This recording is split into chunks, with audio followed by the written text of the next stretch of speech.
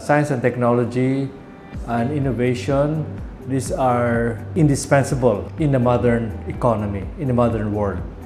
We held a meeting at the MSI, and we resolved among about 6 to 8 of us, local members, first to form PAASE Philippines so that we could continue to host meetings here, but also to go on a massive campaign to try to get support from the national government through the legislative and executive branches to invest more in science and technology. So it started with a white paper, a position paper that we co-authored among 6 of us, namely Ernie Pernia, Cesar Saloma, Rador Asansa, Toby Dairita Fateneo, and Aldin Colaba de la Sala, and myself.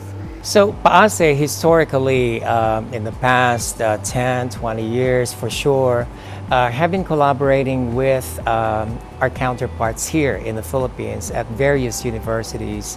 And a lot of these interactions probably started as peer-to-peer.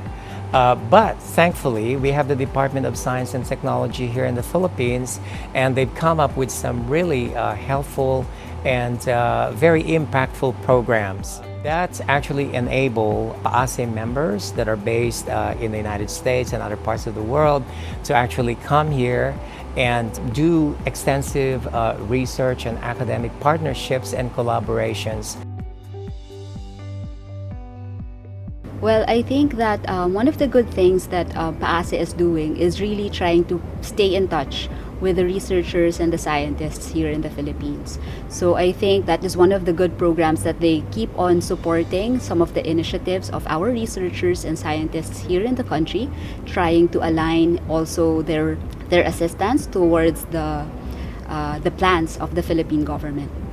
It's very important that the PAASE members and scientists based in the Philippines are continuously in contact, so we will know the needs of the Filipinos and opportunities that Filipinos can have to do science with their PAASE counterparts. So these interactions, such as the conference that we're holding and the annual conferences that we have, the Philippines and the scientists there have very unique perspective that adds to discoveries and inventions, advancing in general the field.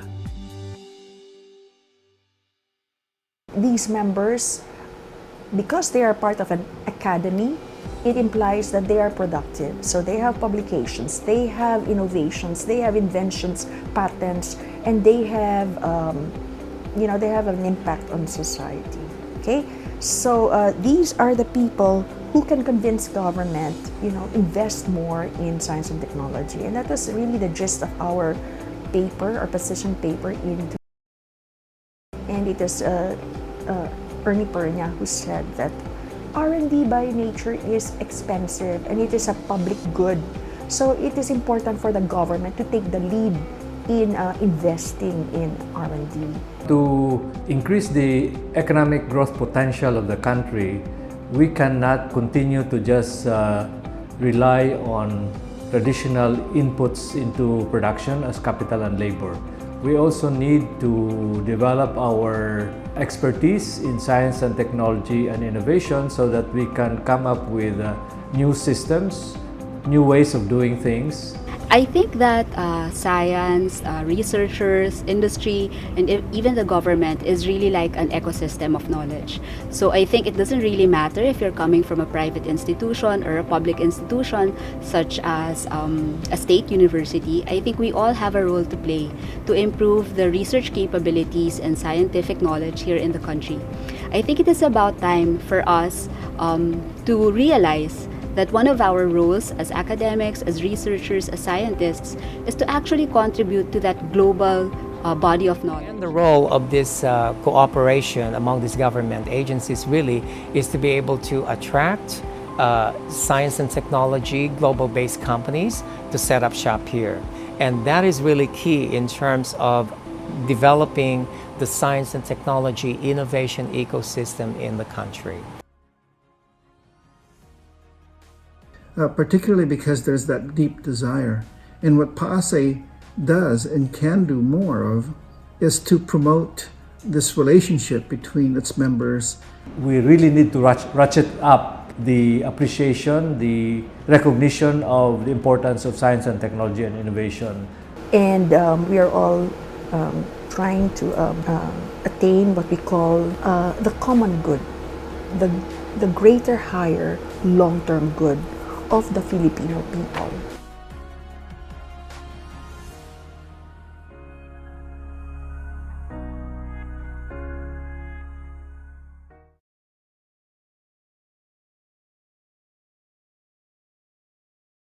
Okay, good morning, everyone. Just for the quick, session here or portion of the program, you may put on your video or your cameras on, and it will be captured. But nonetheless, would like to greet, our colleagues in the U.S. Good evening, good afternoon in some parts, but of course from the Philippines. Good morning, everyone. Maupay nga aga iyo nga tanan. Our colleagues here, we are joined. Secretary Boy de la Peña will be honored for his presence today. We have the PAASE President, Giselle Concepcion, and the PAASE Vice President, Mario Santo Domingo. We are joined by EVSU President Dennis De Paz, Governor Mick Pitilla of the Provincial Government of Leyte, Regional Director DOST 8, Ernie Granada, Engineer Tina Reyes from the Federation of Leyte Farmers, and Dr. Joel Cuello from the University of Arizona, officials of EVSU and colleagues there, faculty and students, of course, our colleagues, in the science, community, DOST and other agencies of the government, and my also colleagues at De La Salle University. Good morning again, everyone. So today, we have always seen that universities have been the breeding ground for many ideas and innovative and creative, ideas happening, and this is precisely why we have put this together. The 29th time that the Philippine American Academy of Science and Engineering, or PAASE, has organized this fireside chat. This is iSTART at work in Leyte ahead with SUCs. So I would like to introduce our PAASE president, just to give us an overview of what this chat is all about. Our president of PAASE, Dr. Gisela Concepcion. Giselle? Thank you, Alvin. Good day, good evening, everyone. I'd like to welcome you again to this PAASE Fireside Chat, episode 29.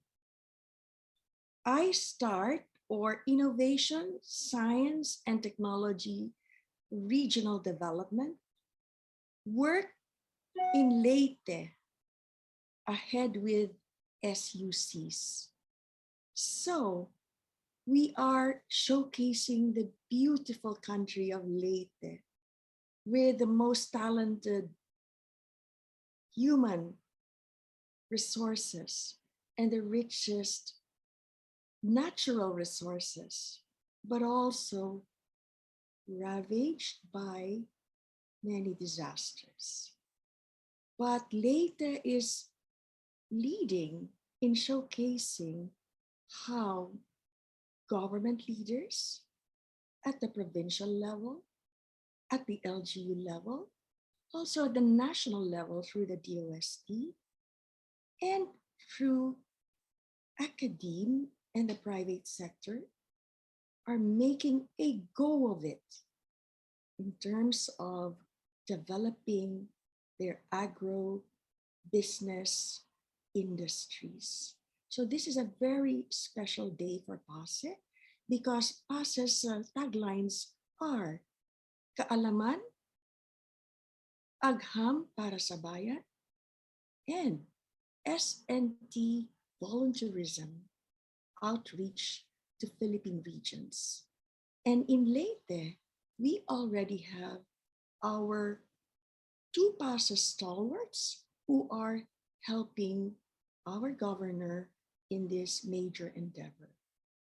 Now, we would like to bring the rest of PAASE S&T experts, all of 470, ranging from the social sciences to the physical, natural, biological, and engineering sciences, also the medical sciences, to this major endeavor in Leyte. So I would like to thank our special guests and speakers today for sharing your knowledge and your initiatives with us. And I'd also like to recognize key members of PAASE and the National Academy of Science and Technology, led by our national scientist, Lourdes Cruz. So Alvin, take it away. Thank you everyone for joining us today. Okay, thank you very much, President Giselle. Again, today is Friday, a good, warm, dry morning, at least in Metro Manila. I do not know in your areas or in Tacloban or in Leyte, but at least it's good here. It's warm and hot. It's the 24th of September. Good morning, everyone. I would like also to acknowledge at this point our national scientist, Lourdes J. Cruz, who is here. And of course, he's also a supporter of the Leyte initiatives. So he had been there a couple of times, in the past. And of course, we have academician Guillermo Tabios also here. I see him here. Is also involved in the Leyte initiative, primarily in the flood mitigation, project over there. And of course, I think Professor Joel Cuello is already here from the University of Arizona, who is the Balik scientist at the Eastern Visayas State, University. So again, thank you so much.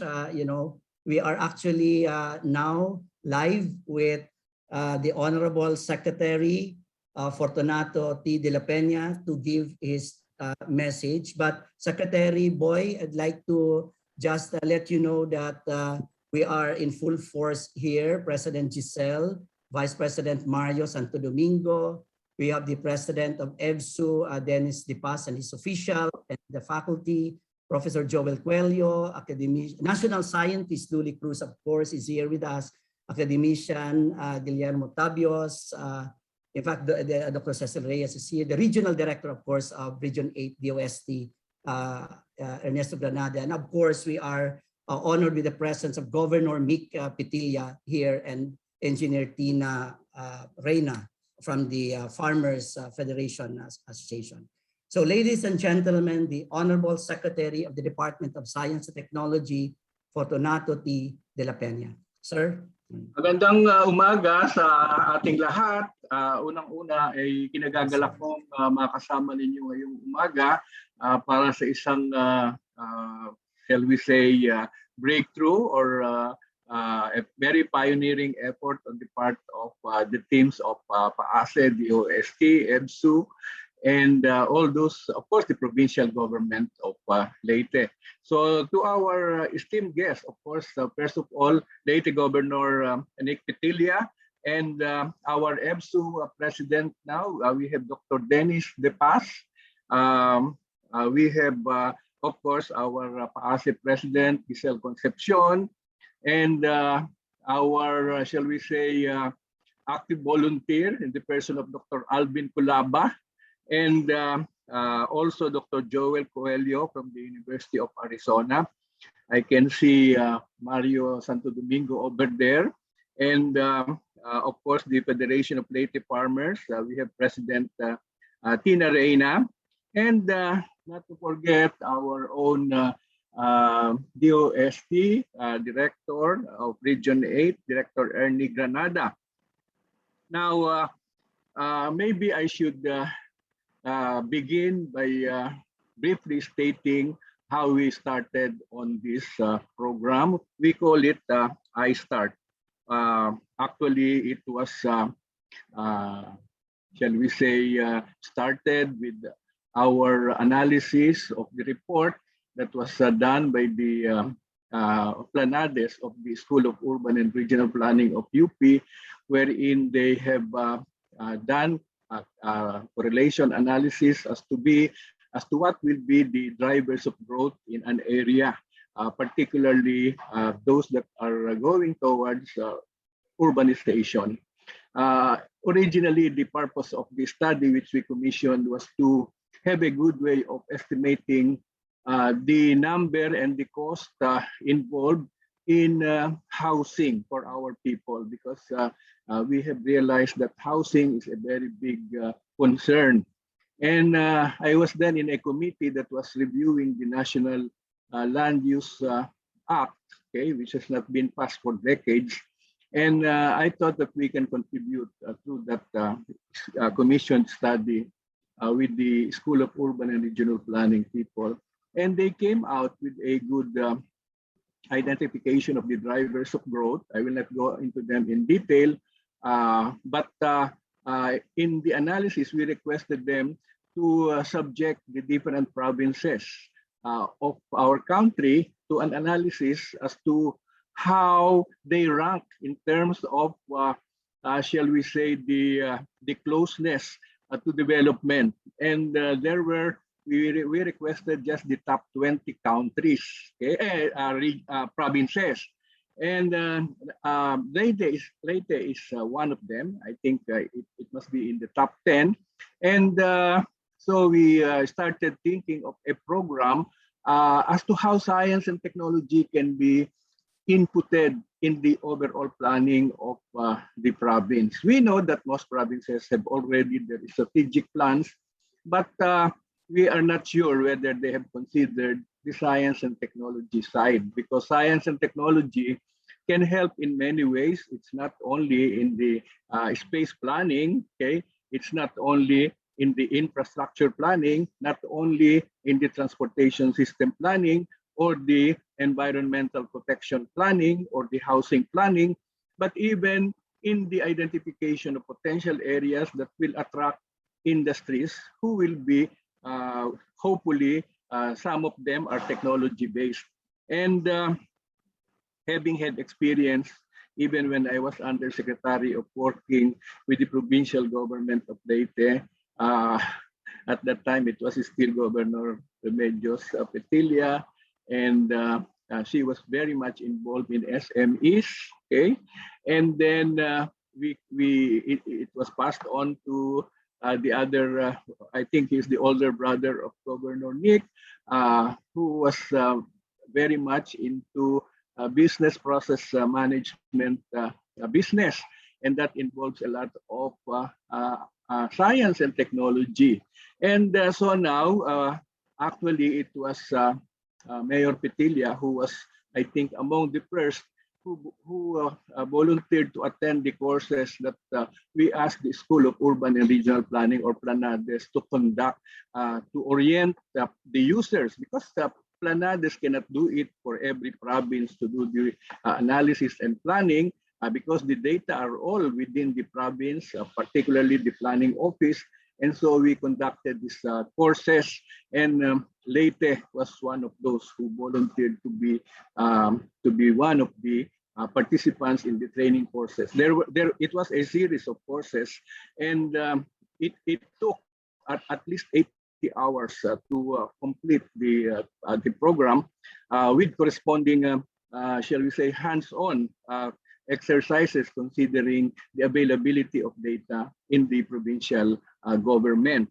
And so later, when we were thinking, how do we operationalize this iSTART project, we need experts in science and technology who have exposure also in industry.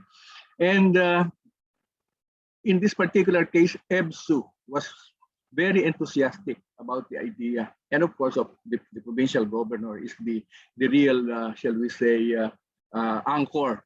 And so our own DOST had no choice but to really work towards this end. And I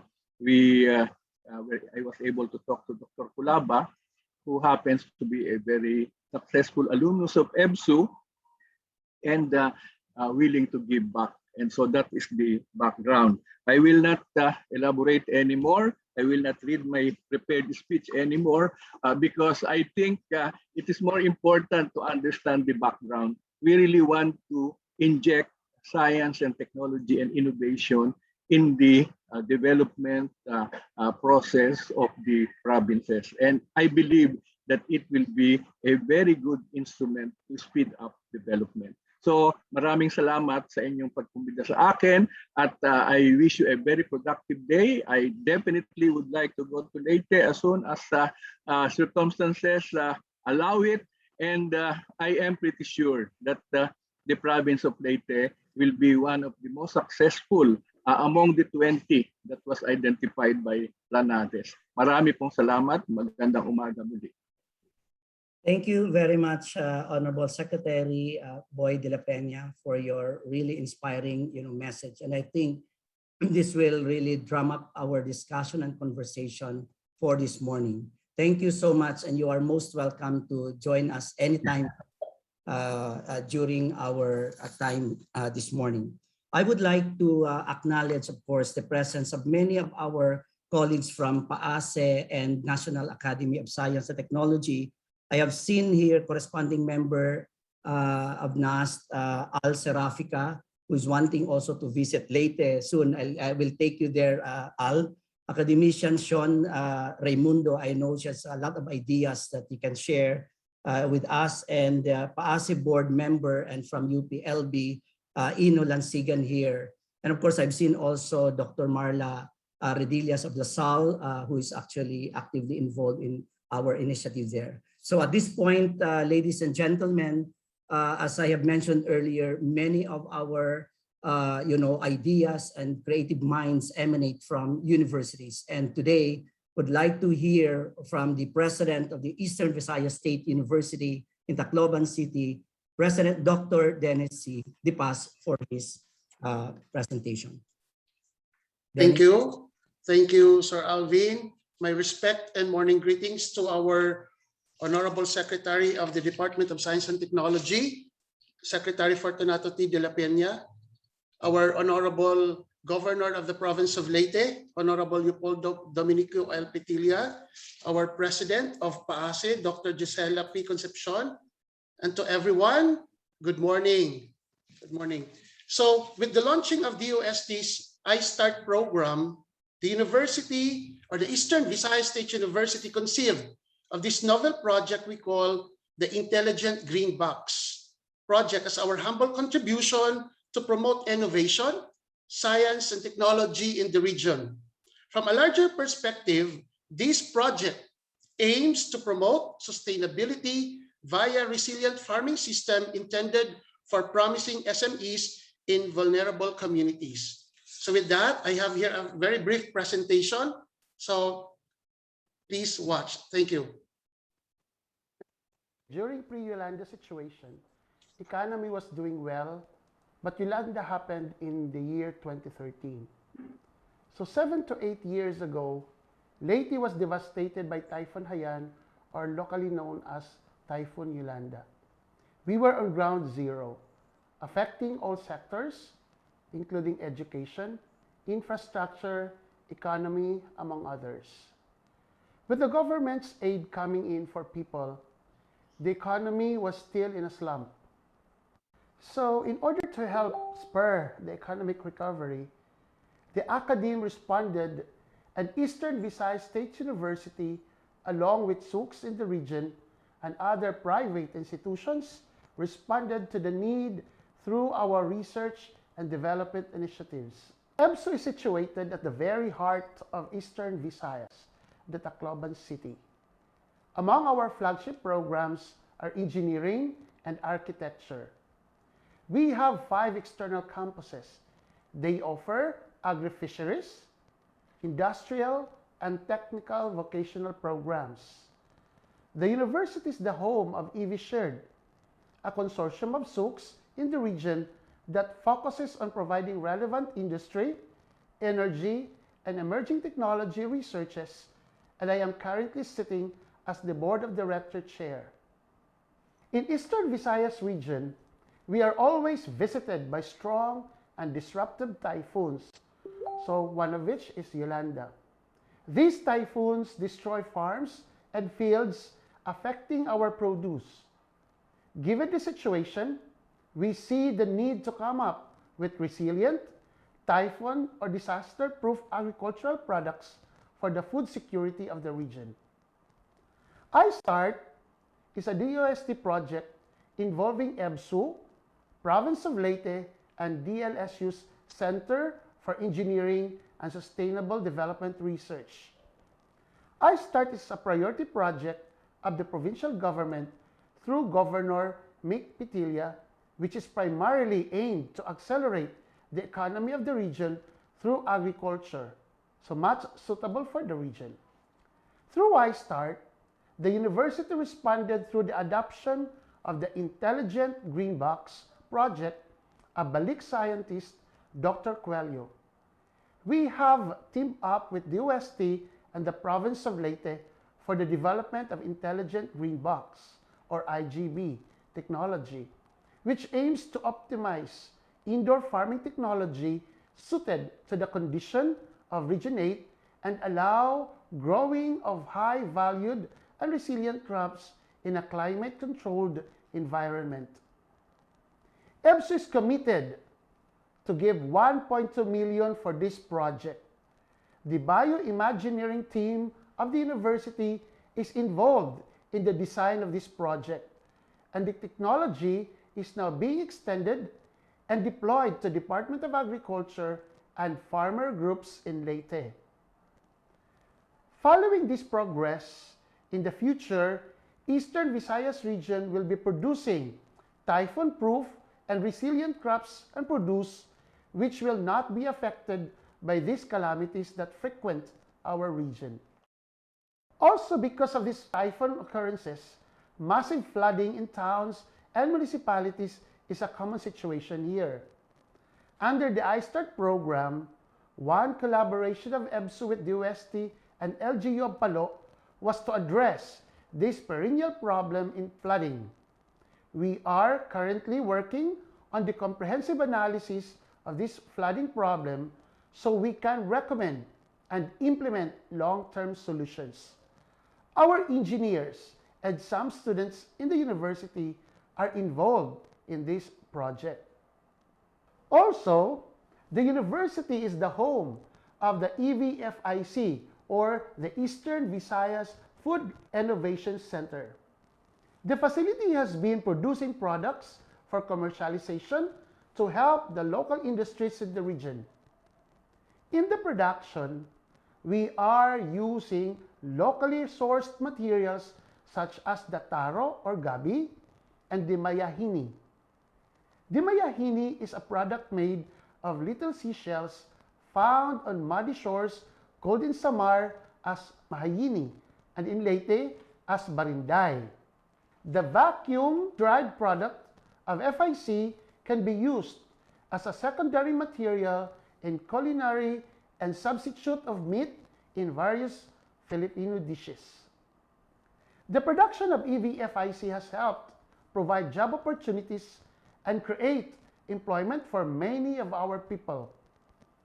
Our lechon industry is one thriving local industry in the region. Lechon here is a must-try. When the Tacloban Lechon Association and our lechon vendors here noticed much lechon leftovers, they sought help from the university. They wanted to come up with something, a product, so that they can use these lechon leftovers and lengthen its shelf life. Using the facilities of the EBSU FIC, the unsold lechon into a retorted and shelf-stable lechon paksiw packed both in pouch and in tin cans is now available in the market. With other universities and private institutions, the government, DTI, DA, DUST, and other agencies, EBSU is actively collaborating to establish a strong science and technology ecosystem through our R&D initiatives. This is what we do, and this is what we commit to help and accelerate economic growth in Region 8. Thank you very much, President Dennis Lipas. That's a really wonderful, initiative. What a good start for a new president of the university.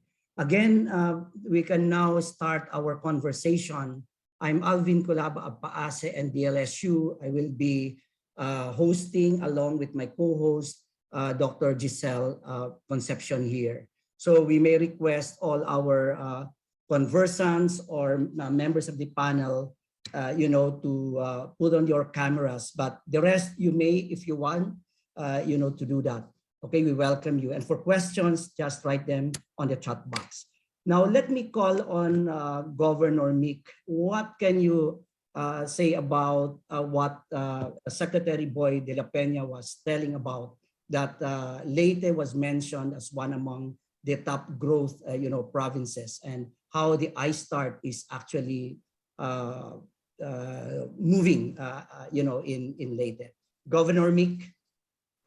Yes, good morning or good evening to everybody. Basically, I totally agree to what they have said. Definitely, Leyte is into it, into iStart, and when you talk about science and technology, when you talk about agriculture, the most important ingredient or the greatest resource in agriculture are our farmers. It's our farmers. So we have to increase the skills, the knowledge. We have to develop our farmers into empower them basically on what they do. Then we will have a successful agriculture basically. And same in science and technology. Science has been there.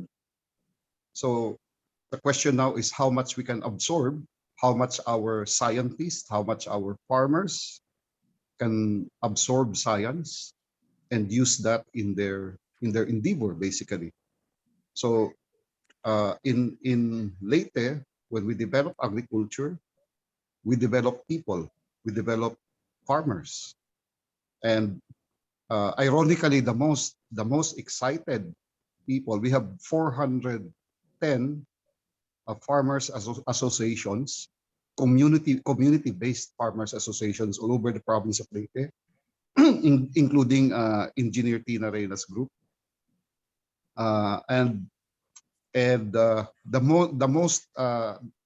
including our conflict areas, barangays where we had insurgency before.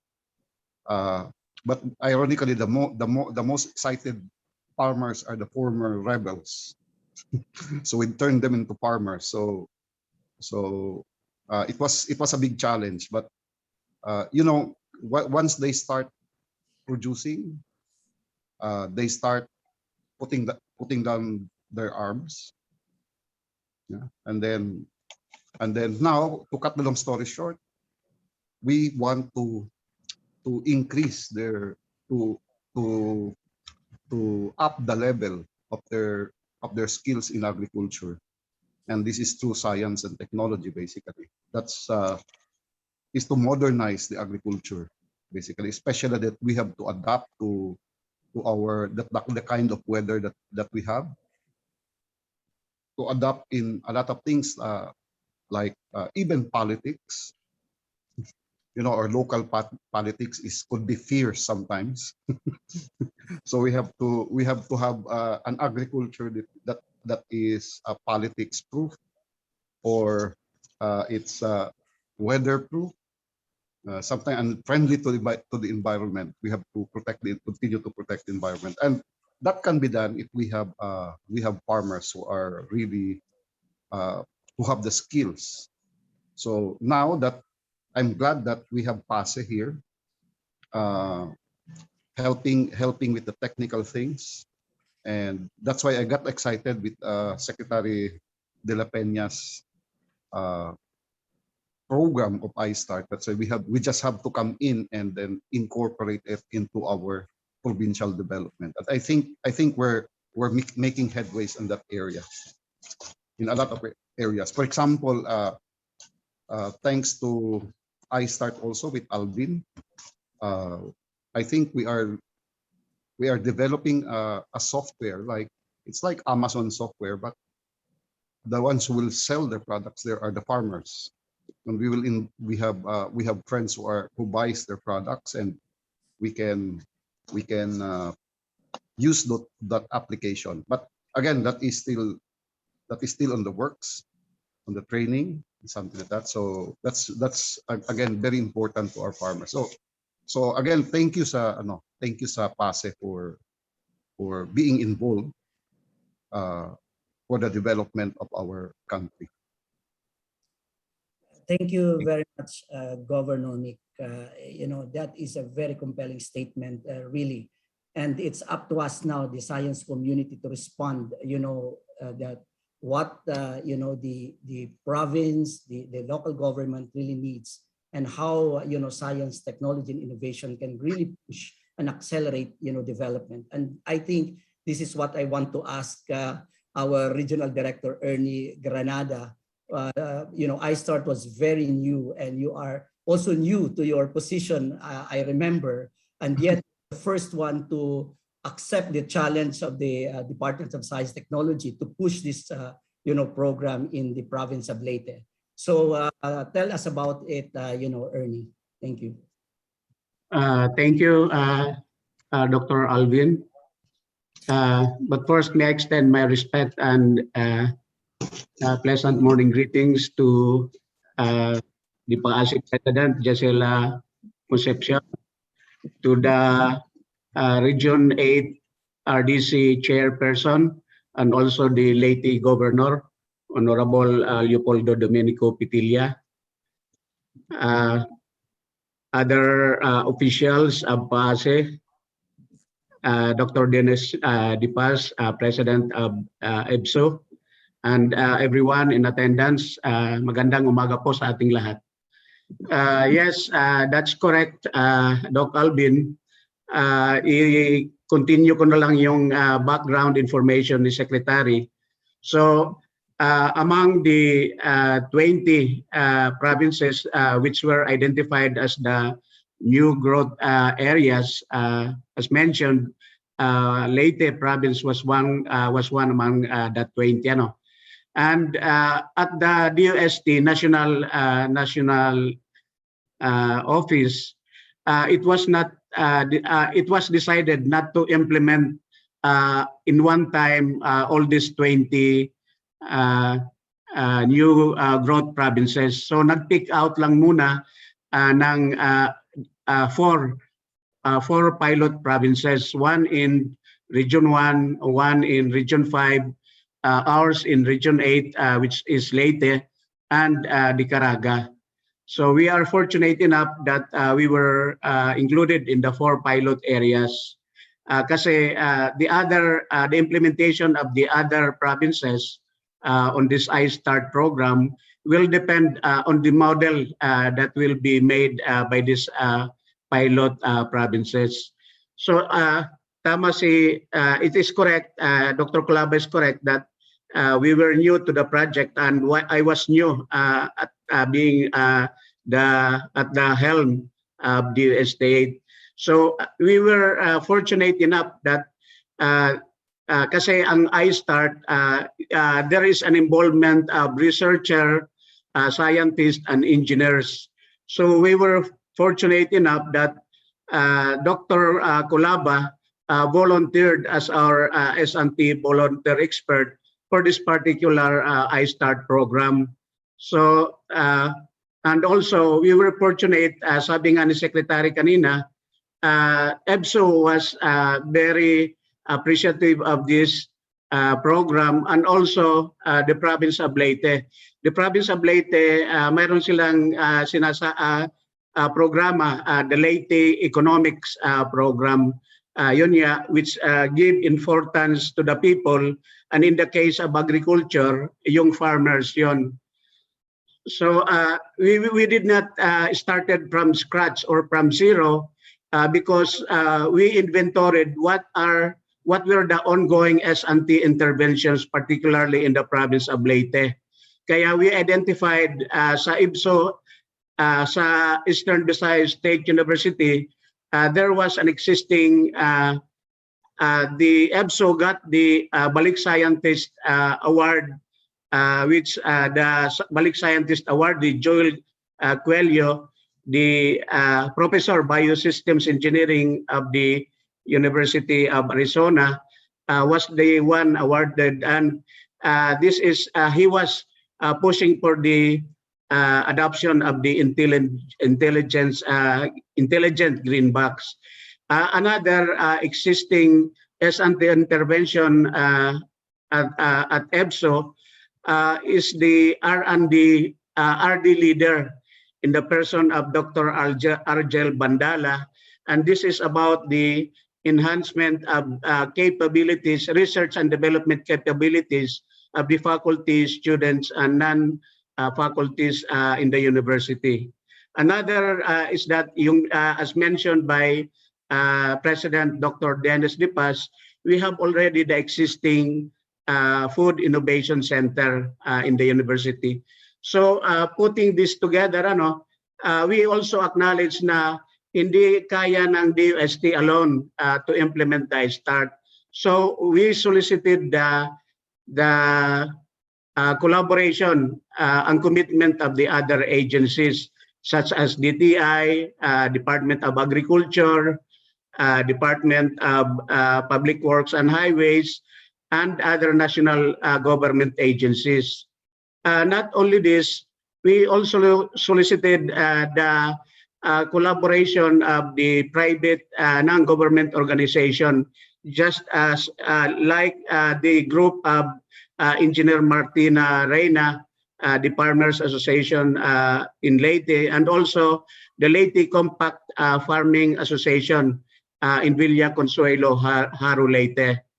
So with this, we have in the year 2020, we have series of meetings with Governor Pitilla and the province of Leyte, EBSO, and the other stakeholders for this project.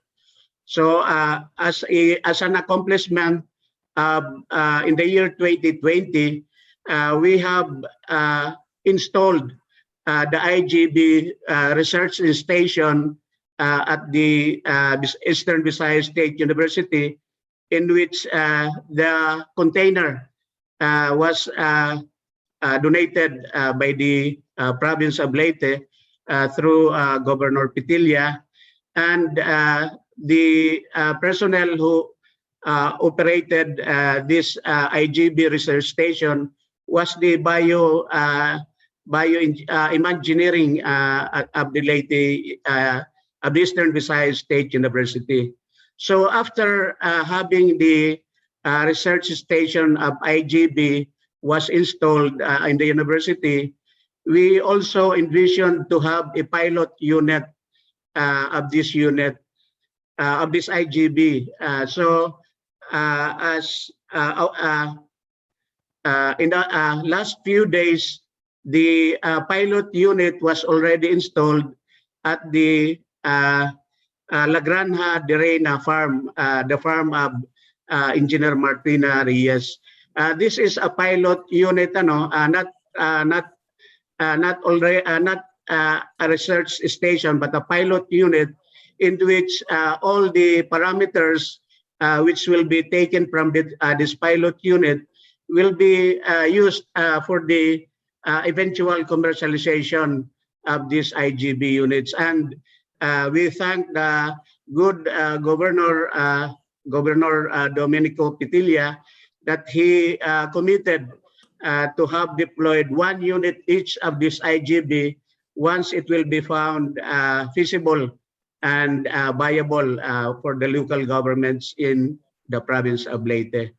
Other activities of the iSTART in Leyte, as mentioned by the good President, Dr. Dennis Dipas, we also ventured into studying the perennial problem of flooding in the municipality of Palu Leyte, and also the possible revival of the seaweed industry in the province of Leyte, in collaboration, of course, with the Bureau of Fisheries and Aquatic Resources, the province of Leyte, the Eastern Visayas State University, and the experts from the De La Salle University.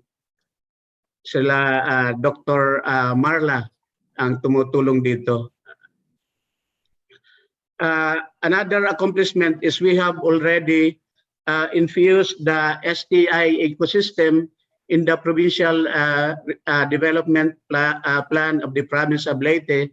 In fact, the Leyte Provincial Board, or the Leyte Sangguniang Panlalawigan, has already issued a resolution adopting the iSTART in the Leyte Provincial Development Plan. And likewise, further, we have also have the endorsement of the Regional Development Council for the iSTART implementation, not only in the province of Leyte, but here in Region 8 as a whole region. We thank also the RDC chairperson, Governor Petilla, for passing this RDC resolution. By the way, yung sinabi kanina ni Governor Petilla, in relation also to the to helping the farmers in the province of Leyte, we have also TBI, Technology Business Incubator for ITBPM at the Eastern Visayas State University, na yung mga startups or mga tenants nitong TBI, they were the ones who are developing the e-commerce platform system for use of these farmers, particularly in marketing their products. So I think that's all from me, Dr. Kulaba. Thank you. Thank you very much for a comprehensive, glimpse of the iSTART initiatives in Leyte. And I think really this, by the way, it even started prior to Dr. Dennis De Paz's term. No? At that time, the president of EBSU was President Dominador Aguirre Jr. So I was really pushing for this, and of course, the officials of the EBSU. And of course, behind this, intelligent, green box that RD Ernie was mentioning is our balik scientist, from University of Arizona, Joel Cuello, who happens also to be the vice chair of the world's vertical farming, group. So Joel is here. Joel is our balik scientist, recipient from the DOST based at EBSU, although probably on a virtual mode. Joel, can we hear from you in this initiative? Thank you. You are muted, Joel. Yes. Thank you so much. And I'd like to share a few slides. Again, I'd like to acknowledge Governor Petilla, President De Paz, Director Granada. I also saw Vice President Kitty, all of my distinguished PAASE colleagues. Again, good morning to all of you. So anyway, just to give a quick context on my involvement with Leyte, which of course began with Alvin Kulaba inviting me to an EBSU conference, I believe it was 4 or 5 years ago. And it was a great honor for me to receive that invitation. But anyhow, even prior to that time, it had been years that I had been formulating this this concept in my mind because I'd been doing a lot of traveling globally, China, Korea, the Middle East, South America, Europe, and things were just starting to crystallize in my mind. And I refer to that as strategic agriculture, which is linking farmers to all the critically necessary upstream and downstream connections to make their business enterprise sustainable economically, environmentally, and socially. So this really drives home the point that agriculture is an enterprise. In simple terms, agriculture is a business. And if the farmers are going to be successful, they have to be successful at agriculture as a business. So they have to be successful successful businessman. And so there's a need for them to be critically connected to innovation, investment, market linkages, and so on and so forth. You have to be able to close this loop. So I've got this diagram here. Strategic agriculture is a matter of closing the loop. And this loop is the entrepreneurial loop. So they've got a business model. See, whether farmers are aware of it or not, they have to have a business model if their farming enterprise is to succeed. So business model, investment, personal training, technology, scale, economy of scale, production, processing, marketing, logistics, and so on and so forth. So this loop needs to be closed, meaning to say that every single step here needs to be met or satisfied for this enterprise to work. Otherwise, it's not going to work. So in other words, it's possible, for instance, to government to help with the technology. Okay, so here's the technology farmer. But then the farmer is inequipped in terms of the economy of scale, in terms of marketing, and in terms of actually finding their market. So without those critical steps being satisfied, then the business of the farmer is not going to last or become economically sustainable. So anyway, this became clear to me, and I have been searching for an actual pattern for this around the world. And for the life of me, I could not find one. And then, anyway, let me digress a little bit here. Recently, I gave this presentation on the 7 vital strategies to building innovation ecosystems. And number 3 is organizing growers associations. So for instance, in Saudi Arabia, I've had a long history with Saudi Arabia.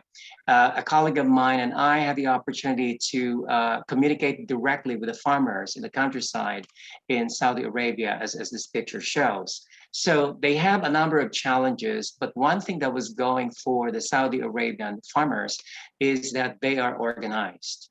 And this is something that they didn't think about recently. This was actually something that they inherited from their forefathers. So by culture, by tradition, they exist in organized villages. And in these villages, they have their own governance. They share their resources, water resources, land resources, and et cetera, and they do business together, including agriculture. So that really worked for them really, really well, and still works for them, but they have other challenges. So now back to my story, Dr. Kulaba invited me to come to Leyte to attend the first scientific conference that EBSU organized. So I was there as one of the keynotes, and that's when I met Leyte Governor Patilia.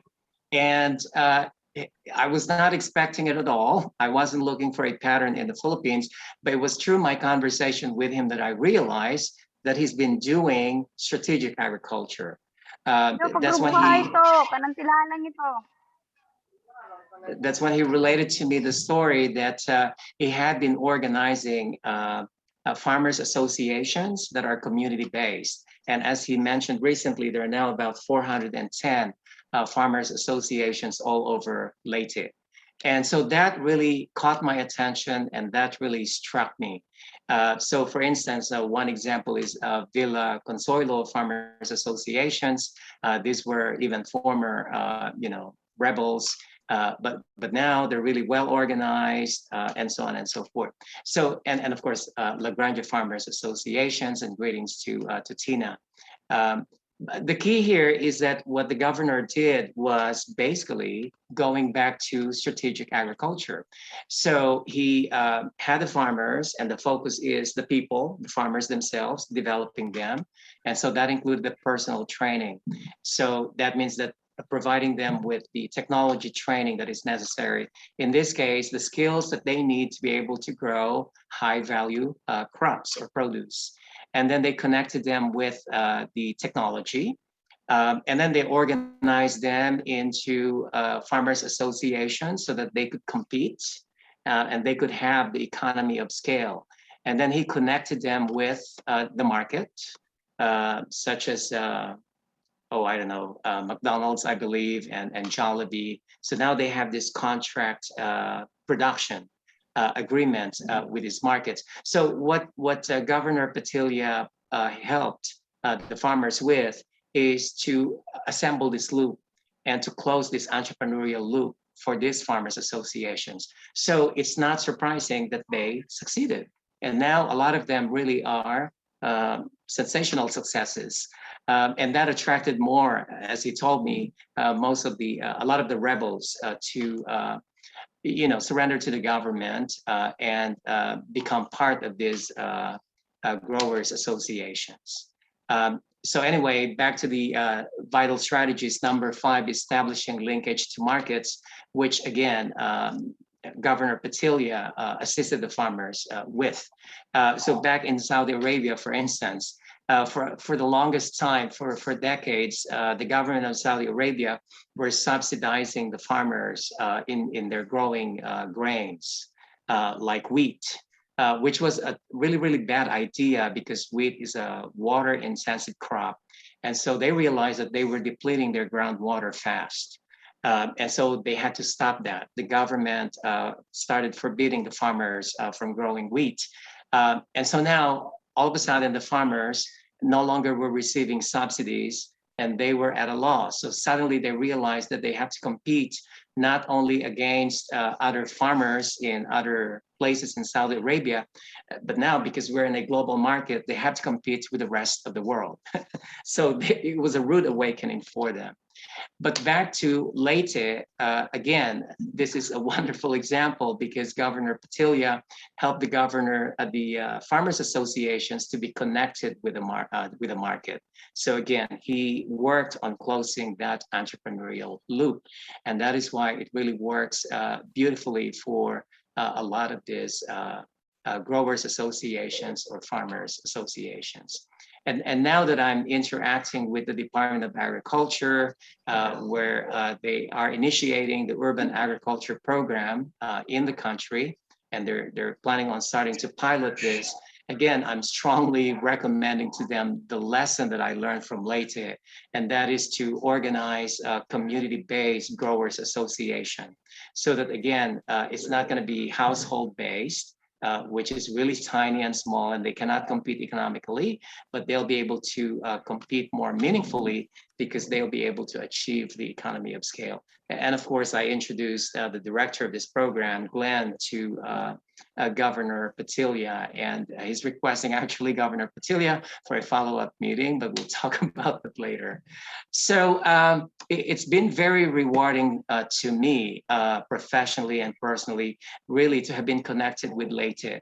And I'm very confident about the program that they're working on because again, Governor Petilia is looking at this with the lens of a businessman, which is very important really to make these enterprises work. So it's been my honor and privilege to be collaborating with EFSU, with Alvin, and of course with Governor Petilia. Okay, so I'm not going to talk about this, but this is part of the iSTART plan, which is to develop a farming, an innovation ecosystem essentially in Leyte. Last 2 slides here. This is just showing you essentially the flow of fresh vegetables around the world. So you may think that growing high value crops is a small thing, but actually it's a huge thing globally. Like 700 metric tons of fresh vegetables are produced and moved globally each year. And if you look at this part where the Philippines is in Southeast Asia, you can see there's hardly any movement going in and out of the Philippines. So that indicates that it's a market that is waiting to be, or that's begging to be developed. So the Philippines moving forward could have a very significant role to play and a lucrative market to exploit in the future in this area of controlled environment vegetable production. And then again, once you develop that innovation ecosystem in Leyte, then your market is no longer just in Leyte, not just nationally, but it can go expand to Southeast Asia and beyond. Thank you. Those are my comments, Alvin. Thank you very much, Joel. I know you are behind this, building, the science, technology, innovation ecosystem. And it started really during our time with the national scientist, Lourdes Cruz. In fact, she was there in Leyte. Yes. And now it's shaping up, to be honest. That's why I would like to request our industry partner from the Farmers Association, Engineer Tina Reyna. I know it's happening on your farm, for Leyte farmers. Please share to us, the ecosystem that is building up, around in your area. Engineer Tina Reyna, by the way, is the president of the Federation of Leyte Farms Association in Leyte, and also she is a farmer and engineer. We can learn a lot. We learn a lot from her. Engineer Tina Reyna. Yes, good morning, Dr. Alvin. Good morning to our Pasay family and the DOST family. To our provincial government, thank you so much for being a part of this gathering. It's really humbled me so much to be with the academe, with scientists, and with our engineers, researchers, to be a part of this program. I, for one, is really a victim of all these natural calamities in my farming endeavors. But as I said, a farmer is always, yes, we are vulnerable, but we are resilient. We have always exercised our resiliency, effort to, again, stand for our farming system. But these innovations that was granted and developed by our scientists, our researchers, and now is being the program is starting here in the farm, and right now I could see it will really give us a good impact in the production of our farm products. Recently we were hit by Typhoon Yolanda. Our farm was hit again by this typhoon. But when there was already these intelligent greenbacks being started by DOST, by EMSU here in the farm. Now it was the plants that were already inside these greenbacks was really protected. But the materials that are still ongoing to be put on inside the greenbacks, yes, it was hit and some were damaged. So I have seen the difference when it is implemented, when it is within the greenbacks area. Our materials, our plants are really protected. Thank you for this research, and thank you for these innovations. So now we have an ongoing production, and in a week time, the first area that was planted, the first boxes that was planted 2-3 weeks ago, it will be harvested by Monday or Tuesday. But the good thing is we planned it out that there will be always a daily supply of this product. So we have calendared it that anybody will come and ask for production of our. Now it is still planted with lettuce, the only product that we are starting it now. But I could really see that nobody will turn their back not bringing what that lettuce they need when they come to the farm. Not like even my open air, open field crops. Whenever there is a typhoon or bad weather, it is always affected. So now, thank you so much. The program is partially, I can say, it will really work. Yeah, it will really work. There will be sustained production, sustained supply, but I think hopefully this program will be materialized in other farmers, in other farms that we have, especially those are vulnerable to weather disruptions. So yesterday, a group of people from DOST came here to see the actual site, the actual placements of these intelligent green bags.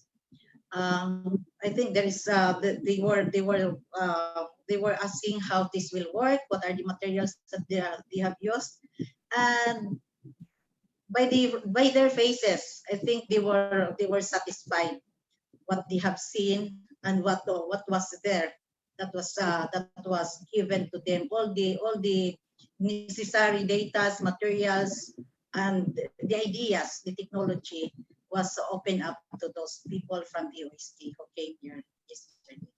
Thank you, and that's my. Thank you very much, Engineer Tina. Thank you very much indeed. Yeah, the STI ecosystem that we have been talking about on paper is about to be realized there. So we're bringing all the major stakeholders with, of course, the lead of the provincial government under the leadership of Governor Mick, bringing together all the agencies of the government, the academe, and of course, the most important is our beneficiaries, our, who are really the users of the technology, who will benefit from this, who are actually our farmers and those in the entire supply chain. And we are very excited, to see this grow, as Engineer Tina's mentioned. And I think with the support of the local government and all the cooperation of the government agencies, including, of course, for our communication, we have CHED, TESDA, DepEd on board. And of course, we are building like this Quest, Kwentong, Science and Technology we're about to launch to really encourage more of our young, to go to STEM or even to agriculture or even to become farmers. We have to let them know that there is more to just being, working on this with the soil and, but it's more than what you can see in, top advanced companies or manufacturing companies. I think that's what we are trying to do in Leyte, and we're really very happy that this is starting to shape up. And I think we are very excited for PAASE and our colleagues here to have all the scientists, to help all the needed ideas, resources to make this a reality. And we are grateful for EBSU and the other SUCs and private, universities or institutions who will be helping us in this a very challenging, Sabi nga ni Argentina, binagyo na nga tayo, no? In fact, when it was put up, unang bagyo agad, dinaanan agad yung, yun. Of course, the one that was left outside, I remember, Tina, was destroyed, I think. I mean, the one that was not inside, but the one that was placed inside was well protected. And I think, Joel, you are right there that, this is a highly resilient, structure. There will be other innovations that will happen. It's not just all about the container van. We started with this, but Joel has so many design ideas using indigenous, where areas are not really vulnerable to strong typhoons. I think we can adapt those. But in the meantime, Governor Mick wants a resilient agricultural structure that would not be affected by the frequent typhoons and heavy rains that we experience in Leyte. And I think this is just, the start of a really continued and sustained supply, which is very high actually demand in the province. So again, thank you so much with all the support of other scientists, Glenn Tabios, Marla here, of course, Dr. Luli Cruz. There are many other people who are willing to extend, That is why in after this session, we have the MOU signing that will formalize, how we can actually put our resources together, especially from the science, community. So Giselle Concepcion will actually facilitate the question and answer, and I think it will begin with Governor Mick raising his hand. I'll turn over now to Giselle for the question and answer. Thank you and good day. By the way, I'm Alvin Culaba hosting this session with Giselle. Thank you. Maraming salamat, Alvin. I think Governor Mick has something to say. Yes, Governor Mick. Hi, Giselle. Yes. I just also would like to point out that some of our farmers associations have already been accredited by Agricultural Technological Institute of the Department of Agriculture and TESDA as designated trainers. So if TESDA has scholars, they what the teenagers or the youth, they have scholars who want to learn agriculture. It's TINA's Farmers Association or TINA's association who trains them, and then TESDA pays TINA's Farmers Association for the tuition fee. So it's now they're also earning from educating, including Villa Consuelo is also like that, and several of them already have been accredited. So the advantage with TINA there is that's why the advantage is putting the intelligent green box on TINA's farm. She can offer that as a course later on to test the scholars and propagate the skills even up to summer because TINA is originally from Samar, and she also has farm there, so she can help propagate the skills, and not only in the EBSU side where it's formal education, and here it's the business application actually of the green box. So TINA, congratulations. Thanks, Gov. Thank you, Gov. And by the way, if I'm just waiting for some data to come in and make analysis, and if the data are good, like the financial aspect of producing using the intelligent green box, then I have reserved some funds from the provincial government to expand it basically to our, especially to our conflict areas, that all of them have nice roads already. We built the roads there. Before we walk 5 kilometers up mountain, no roads, but now they have new roads, so we can put that intelligent green box there already. Thanks, Gov. Mick. That was my first question actually, because you mentioned about farmers training.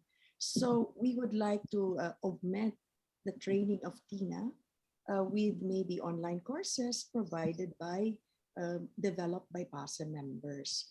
Pero it's already working, Engineer Tina. So you have sort of solved the problem of the next generation wanting to be farmers, including the children of the farmers who would rather pursue other careers, pero dapat meron pa ring farmers in the next generation. So thank you, Gov. Mick and Engineer Tina. Now we have several PAASE members raising their hands, and I will call them in this order for preparation so they know. We will start with our Vice President, Mario Santo Domingo, who is a social scientist and educator. And then it will be followed by our board member, Ino Lansigan, who is a statistician and an expert on climate change, and therefore with impact on resilience. And then we will call NAS academician Guillermo Glentabios, who you've worked with. We will then call Vic Ilag, who has some proposal for growing coconut in a coconut country, Leyte. So we will start first with Mario. Yes? Thank you, President Giselle. First, I would like to congratulate EBSU and Leyte for blazing the trail. You know, I am a community psychologist by training, community and applied social psychologist by training. And I would say that this is a textbook case for a potential model on a national scale, you know. And in the future, I am imagining that the EBSU and Leyte are mentoring other universities and provinces, you know, across institutional and cross-provincial mentoring, so that other regions and institutions in the Philippines will learn from Leyte and EBSU. Probably Joel isn't there anymore. Probably Alvin isn't there anymore. We're not there anymore. But the faculty, the local leaders will be going places, you know, to spread the gospel, so to speak. Okay, so my question is this. You talked about training and educating farmers. I'd like to know what specific strategies you use to make an impact on them in terms of knowledge, skills. So because I see that they are thriving. You know, I see that probably from a personal and organizational level, they are thriving. What are the what are what strategies do you use to make them really buy in, into the ideas that probably are strange for them in the beginning? Yes, I would like to answer that. Mhm. Basically, it's when we have programs in government, it's the incentives that they get out of it, basically. And when we were planning our programs, we're designing programs like the compact farming or high value vegetables and fruit crops. We have programs for hog production. We have programs for fisheries. So forming them into associations so that they will earn more. The income is more. They can support their families going to school. They can provide good food in their tables. They can buy. They're buying motorcycles and cars already. So, and of course, I also added the side of the infrastructure. I tell them because a lot of our beneficiaries in the mountains are, the educational attainment is not that high. A lot of them grew up in malnutrition, but now most of these communities have zero malnutrition already. So we can educate the children. So it's the incentive of earning more. So for example, if you plant more, then I will finish the road. I'll finish the road, but if you stop planting, I'll stop fixing the road, something like that. So it's a lot of, it's not only that their income, but also the development that comes into their communities. For example, they're requesting for multi-purpose facilities. They're requesting for health centers. They said, yes, for as long as you continue to plant, you plant more, and then they do, because the more they plant, the more they earn profits, and they just continue doing what they're doing. Basic understanding of human nature, Gov. Nick, very sensitive. Carrot and stick, balancing it. Maraming salamat. Lalo pang nalalaman namin yung ginagawa ninyo. Talagang lalong admirable po. So, and I heard also recently from my meetings with Department of Education that the birth rate in our countryside is going down. Okay. The number of children are going down, basically. So DepEd is actually expecting less enrollment over the years, especially from the pre-elementary and elementary. So they're expecting a lower enrollment because of the reduction in birth rate. And we have also report from Department of Urban Planning or Urban Development that latest out migration has been lower, has been going down, the out migration, and the birth rate is going down. So malnutrition is a lot of places zero. We had 25% before malnutrition rate of our children 5 years and below, and now we're down to 6%. So next year we're gonna hit 1%. Gov, food for the body and food for the mind. So yung malnutrition, and then poverty alleviation, and then of course education, food for the mind, and it has to start in the early years. Pero before I call Ino Lansigan, our expert on climate change and resilience modeling, I'd like to clarify association versus co-op. Kasi po, alam natin maraming co-op all over the country. It's very rare to hear about successful co-ops. How do these associations relate to co-ops? Kung maaari lang pong a quick answer ninyo or ni Engineer Tina. Well, ang co-ops is more of mas formal na organization. Ang association kasi, it's just like you have association of scientists. But if you form a co-op, it's like a formal corporation already, something like that. That you have to register with certain government agencies, and then you are allowed to do this and to do that, something like that. So there are many. That's the difference between association. We started with association because, again, our beneficiaries are the less educated. A lot of them cannot read and write. They have lots of money, but they cannot even count. They cannot even count their money, something like that. So it's the children that's helping them. It's their children that's helping them count the money or use tablets or use cell phones or something like that. It's their children, because we also organize the children of the farmers, into a youth association. So, but I understand, Gov, that in the past, co-ops in other parts of the country would receive agricultural equipment from the government. And I was just wondering whether formalizing the co-ops would work. But anyway, that's food for thought for the future. At this point, I would like to call Giselle, if may I please just give a quick comment? Yes. And this is just adding a little bit to what Governor Patilio said. And this is directly addressing what Maria's question was. I had the opportunity to talk with one of the leaders of the Farmers Association. So I'm just going to keep the name confidential. But he related to me that one reason as to why they joined the NPA was because they felt like they were being ignored by the national government. So whether that was correct or not, that was their interpretation and perception. So they felt disillusioned. So they joined the NPA. But one thing they realized, he said, was they had guns and everything, but they were hungry. Their children were getting hungry. And because of that, he really was forced to surrender and return to the fold of the law.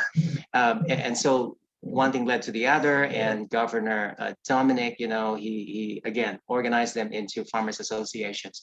So to your question, Mario, really it's the sense of self-reliance and self-determination in a deep level that's really driving this and motivating these farmers that are organized into farmers association. They have that. They develop their sense of self-respect, and in a deeper level, that's really what Governor Patilio is accomplishing by organizing them into these farmers associations. And that's the deepest form of respect that the government really can provide to this disillusioned and disenfranchised citizens, so to speak. And it's really heartwarming to think about it that way. And it's an honor for me to meet some of these, former NPA rebels who returned back to the fold of the law and are now upstanding citizens. And as you mentioned, they're thriving. It's a real wonderful thing. Thank you. Thank you, Joel. So it's really commendable that we have a negative, situation that is transformed to something very positive and productive. So at this point, I'd like to call Dr. Ino Lansigan, who might like to share with us his comments and views on how computational modeling for resilience in agriculture would help the province of Leyte. Dr. Lansigan. Thank you very much, President Giselle. Let me first congratulate our colleagues from Leyte and also our members from PAASE for this particular model that they are initiating in Leyte. My comments and questions are related to the question of Mario earlier. As we all know, there are a number of smart and innovative technologies already available that has been developed by R&D agencies in the Philippines. But these technologies have not reached the intended users, such as workers or farmers in the field. These technologies will be very much supportive of the ecosystem described by Joel earlier in different aspects of that particular ecosystem. My question is, what is the strategy of iSTART in your particular area for this project to ensure that these technologies are made accessible and available to the extension workers in the area and also to the farmers in that particular area. And related to that, I would like to also ask the question, how can this strategy be upscaled to other areas in the regions? And also, how do you ensure sustainability of this approach so that we get the active support of the different stakeholders in the region? Thank you very much.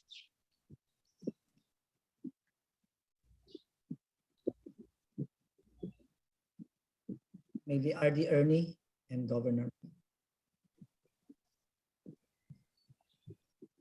Thank you for that question.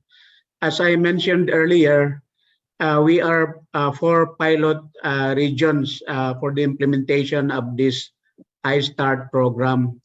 And the implementation in the other regions will be based on the model that will be produced by each region.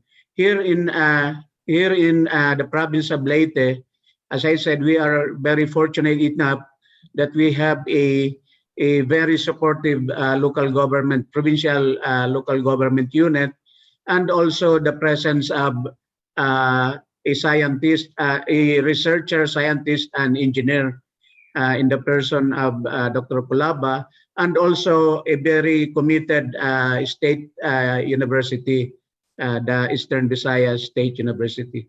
So the strategy being adopted here is collaboration not only among national government agency, but collaboration between and among the local government unit, the national government agencies, the research and development institutions such as EBSO, the non-government organization, which themselves are the very beneficiaries or recipients of the IGB, which are the Farmers Association of Engineer Reyna, and also the Farmers Compact Association, Villa Consuelo, Haro Leyte. We have also the collaboration from the private sector, the Neuron MEC, which help us in the design and installation of the IGB unit, and of course the international universities or research and development institute, which is the University of Dr. Coelho, the University of Arizona. So that this is the strategy that we have undertaken for this particular project. For the second question, having this technology adapted to the grassroots level or the level of the beneficiaries, yes, considering that we have collaboration by the Farmers Association, that of Engineer Reyna and the group of Villa Consuelo, Haro, Leyte. These are meaning the farmers beneficiaries are well represented in this collaboration. And considering that we have already an existing or a new unit installed at the Reyna's farm, this can also be used in conducting training and promotional activities, not only theoretical, but also they can see for themselves the unit, which can be used for practical training purposes. So I think the benefits of this iSTART will really go down to the end user or the farmers themselves. Can I just add? Yes. Yeah, Yes, please, with regards to the question of Ino. Ino, the strategy actually really began, with the involvement or the problem emanating from the local government, from the provincial government. It was actually Governor Mick who really showed us what the Leyte needs. Okay, and then that's precisely why when we try to introduce iSTART, or the framework of building an ecosystem, he immediately requested the board of the provincial board, where a resolution was made to adopt the science, technology, innovation framework that would be as a guide to the municipalities and even barangays, in helping accelerate or develop the technologies. So it is institutionalized. And now what we're trying to do is to build that ecosystem, which Dr. Coelho, National Sciences, Luli Cruz, we have been talking about years ago at the OST, so that we build, and your question about the availability of technologies, that is exactly why the ecosystem is necessary. Because at La Granja, it will emerge there, the ecosystem where DA, CHED, and etc. will be it's like a one-stop shop. So programs of the government, technologies that are available, that can be adapted, that can be utilized, that can be given as a capacity building, can be done, in that particular, area. So, and hopefully, your question about can we now replicate this to the region, and as I have actually made clear to Secretary Boy de la Peña, I did share to him na let's see how this works in Leyte first, because replicating this to another, is a lot of effort, resources, time, and then if it doesn't work here, it may not also work elsewhere.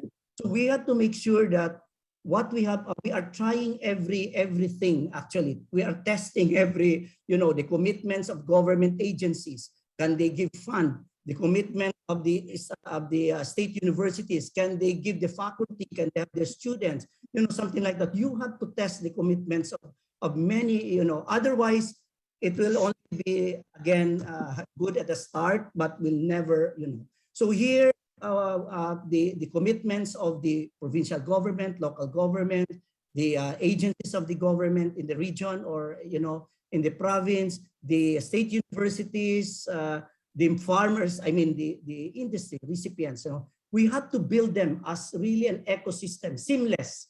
Sabi ko nga sa nila, dapat wala ng MOU eh. Once, a particular problem is identified, everyone must help immediately.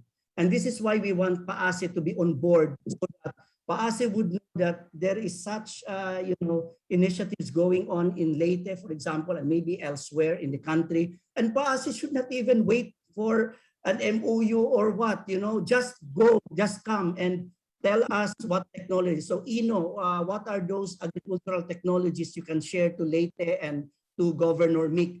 I think he is more than, and we are more than willing. In fact, I have to tell you earlier, sino man nag-mention, si RD, seaweeds.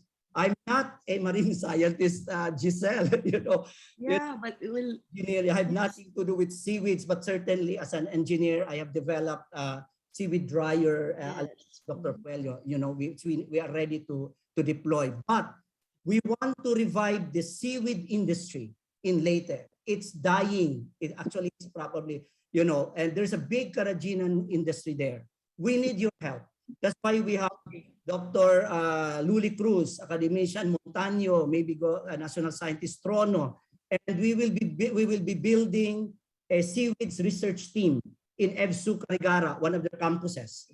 But we need people to help them, capacitate these people. They don't have any idea about scientific, But BIFAR has already committed. BIFAR 8, the research station will emerge in Tacloban City. Governor Mick, that's something, BIFAR 8 has already committed with the OST.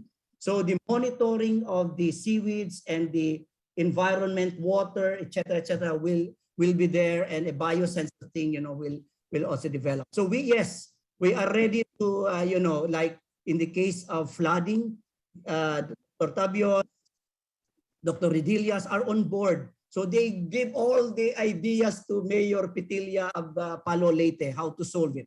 So we need, that is why we are entering into a formal memorandum of understanding with PAASE. So we can access the best minds, of our scientists all over the world, not only, But certainly, yes, very soon we will be ready to share the experiences and, but I think the bottom line, here is commitment. Remember, even in this pandemic, how many people can travel, to the site, it will be very tough.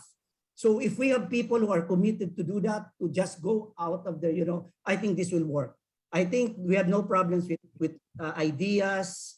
I think support, I don't think there's a problem, but we have to pool our ideas together, all our time and resources. So we don't have to wait for the national government.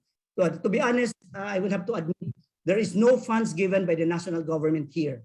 It's all coming from the government of Leyte, DOST Region 8, and EVSU. Remember, EVSU mentioned earlier, they committed 1.2 million for that project. It was nowhere, but we have to do it. They committed to have 1.2 million, and eventually the ST8 gave another money for the demonstration plant. And the government of Leyte is giving resources, technical and otherwise, And the farmers, Leyte, Martina offered her huge farm to be the site of our ecosystem for agri. We call it the Leyte Farm Agri Innovation Global Hub. So it's emerging there. So we just pull our resources. We don't have to wait for the national government. Let's just do our part. We can bring you to Leyte, I'm sure. And if we are able to, then we can go to other provinces and we are ready to, but at least we can see that this is how it works. Because our challenge here now is elections time. By 2022, there will be new leaders. We don't want to put this to waste. That's why in Leyte, we have already spoken to the next generation, to the next admin who will take over so that there will be a smooth transition and they will continue to support it. Sabi pa ni Governor kanina, sino ba nagsabi? Resilient not only, tama si Governor, resilient not only to weather, but politically, it has to be resilient. And I think that's the key term. And Governor Mick is, very much aware of that. I hope, I can bring you to Leyte, and Sean here, I'm sure very much. Everyone, let's work together. That's the PAASE indefatigable spirit at work. And there's no better model than Alvin Culaba.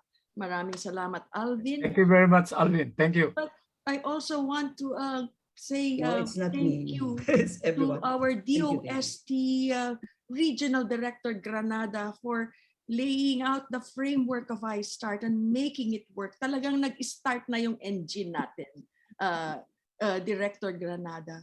Of course, our engineer, head of Farmers Association and the La Granja Farms, Engineer Tina. Kayo po ang link natin sa mga farmers and farmers' children. Napaka-importante na lahat tayo are like-minded in spirit and also in our actions. Now, at this point, I would like to address Alvin's concern about trying to get the seaweed industry going in Tacloban, in Leyte, and also another major industry where Leyte would make a huge difference. This is the coconut industry. So may I request our PAASE stalwart and isa pang volunteer na malaki ang puso, very generous ang puso sa lahat ng bagay, si Dr. Vic Ilag po. He is based in Melbourne. Vic? Yeah. Okay. Yeah. Good morning, ho. Congratulations again to the panel of Leyte, especially kudos, Governor Petilla, very admirable, and all hats onto you. Just to give a background, so I'm with Plentex Limited. So we're based, it's an Australian company, but we have actually Philippine subsidiaries, Plentex Philippines, Inc. subsidiaries, and actually we own lots in land in Tacloban. So we own about 6 hectares of land in Suhi. And the plan was 5 years ago was already to start building. We haven't built it yet, then it got interrupted by COVID. First, a rice milling drying plant, state of the art. And the model was we will be buying wet palay from the farmers. So the idea was to disrupt the business model. But we got a lot of pushback. So that's why financing is a bit difficult. But I think we're going to overcome that. But at the same time, as Giselle was pointing out, we're also, as phase two, once we build that, and we're planning to list at the stock exchange sometime next year. And funds from that will be used to build a coconut processing plant. So not focused on copra, but total utilization of the coconut, whole coconut. So from the husk shells all the way to different uses of virgin coconut oil, as well as a high value pairing oil, as well as cocoa flour instead of just a copra meal. And the model there is to then have that. Since we discovered that Leyte apparently is the second largest coconut producer in the Philippines. And one of the discussions we had as well, I think last week, was to have integrated farming, to get integrate intercropping and include sweet potato. One of the things we've done at Plantex, we've collaborated also with Philippine research institutions. So there's a technology developed by Tarlac Agricultural University where they could ferment sweet potato, because 20 to 30% of sweet potato or your dear kamote is actually waste. So what they do is you actually ferment this, and we will publish a paper together with Rex Trifalgar of UP Visayas. So fermented sweet potato, which they call Pro NK, actually is a good substitute or alternate protein, feed substitute. And it's the only feed protein or fermented protein which could replace 100% soy meal in aqua feeds. So we've demonstrated that. And interestingly, it has a unique property that it reduces the omega-6-3 ratio. And we have data to show that if you feed it with tilapia, your tilapia actually has high omega-3 than omega-6. And you know, tilapia has this bad reputation as worse than bacon. So we have a convert. And apparently, if you intercrop sweet kamote, sweet potato with coconuts, that's an ideal intercrop. Not only do you have it, and one of the things about sweet potato, it actually has nitrogen fixation capabilities. So it's just like a legume. So you don't have to add too much fertilizer. You could actually increase your nitrogen content with sweet potato. In addition, we also have acquired lease in a lot in Samar, the former EU-funded hatchery. And this is probably play along what Alvin was saying.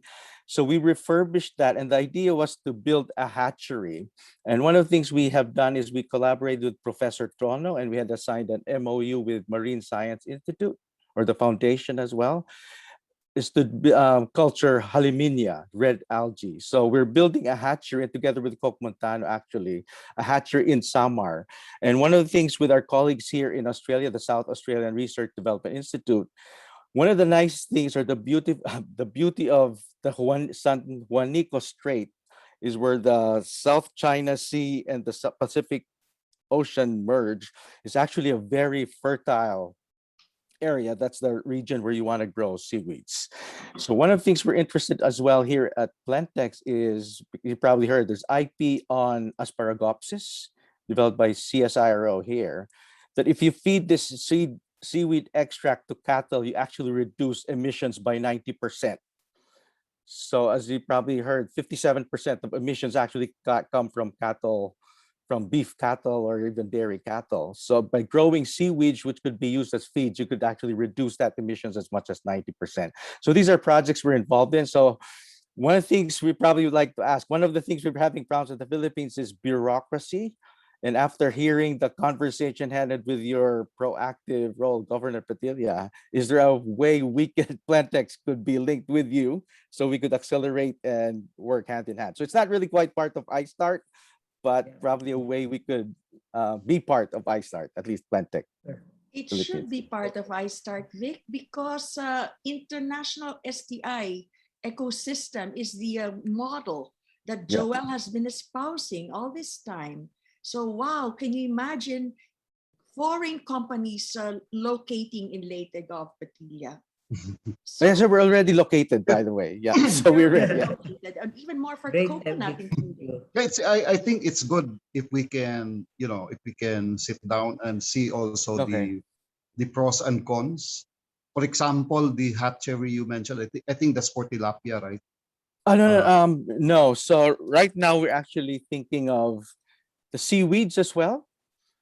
Yes, The original the original plans we have was barramundi, which is the Asian sea bass, but we're open to anything. One of the things we've signed up is the salt tolerant tilapia with BFAR, the molobicos, because that's brackish water and there's need for it. So, but we're flexible in it. So we refurbished it.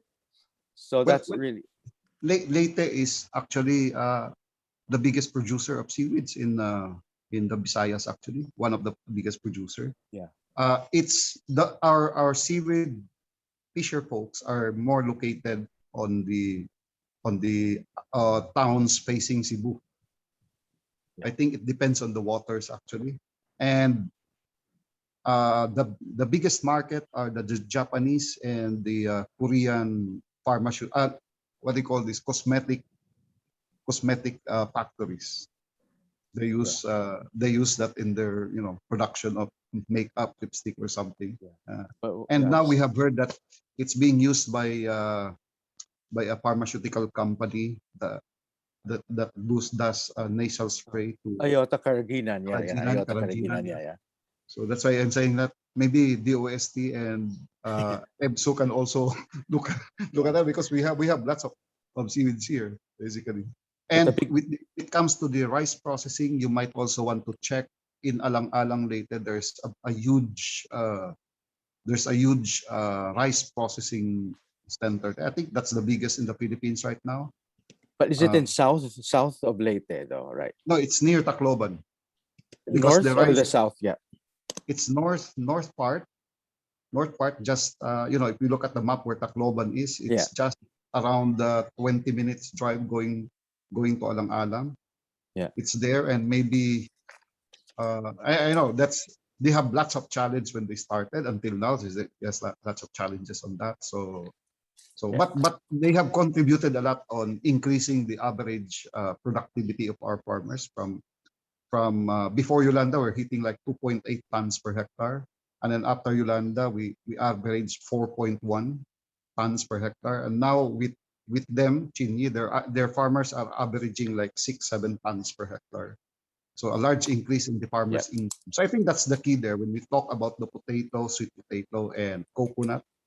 The key really is the income of the farmers. Yes. The income of the farmers, because if the income of the farmers are low, like coconut is, 1 tree of coconut can generate an income for the farmers of around 400-500 pesos a year, 1 tree. Yeah. But a mango tree, you can earn up to 10,000 in one harvest, basically for 1 tree. So those are the differences. That's why a lot of people, if they have alternative, they go somewhere else if they are coconut farmers. So, but we have also lots of coconut processing in Leyte. I think we're processing right now around 2,000 to between 2,000 to 3,000 metric tons a day of coconut. Okay. We have those in Baybay City. Mm-hmm. Most of our processing, and I think we have one in Tolosa, Leyte, a processing plant also. You might want to check out their experiences. Yep. Well, I think, Mick, this will be the subject of another conversation if you would make time for it. Yes. For developing high value products from these major crops. Yeah, we'll be glad to hook up with your company. Yes. Thank you, Vic. At this By email, point, Al-Sarafika Giselle is as raised his hand. Who is this? I was asking. Al-Sarafika. Yes, after Glenn Tabios, who's also been wanting to speak, and then it will be Al-Sarafika. Thank you. Glenn? Thank you very much, Giselle. And of course, I'm glad and honored to be here with the iSTART initiative, and then Governor Petilia, Alvin, who has really invited me to get involved in So where I'm coming from is like, with all this agriculture, flora, fauna, development, where the socioeconomic prosperity is how to protect the land and water resources to support, all those socioeconomic activities and so on. So I've been involved in looking at the flooding, in particular in Leyte. So I've looked at the land and water resources.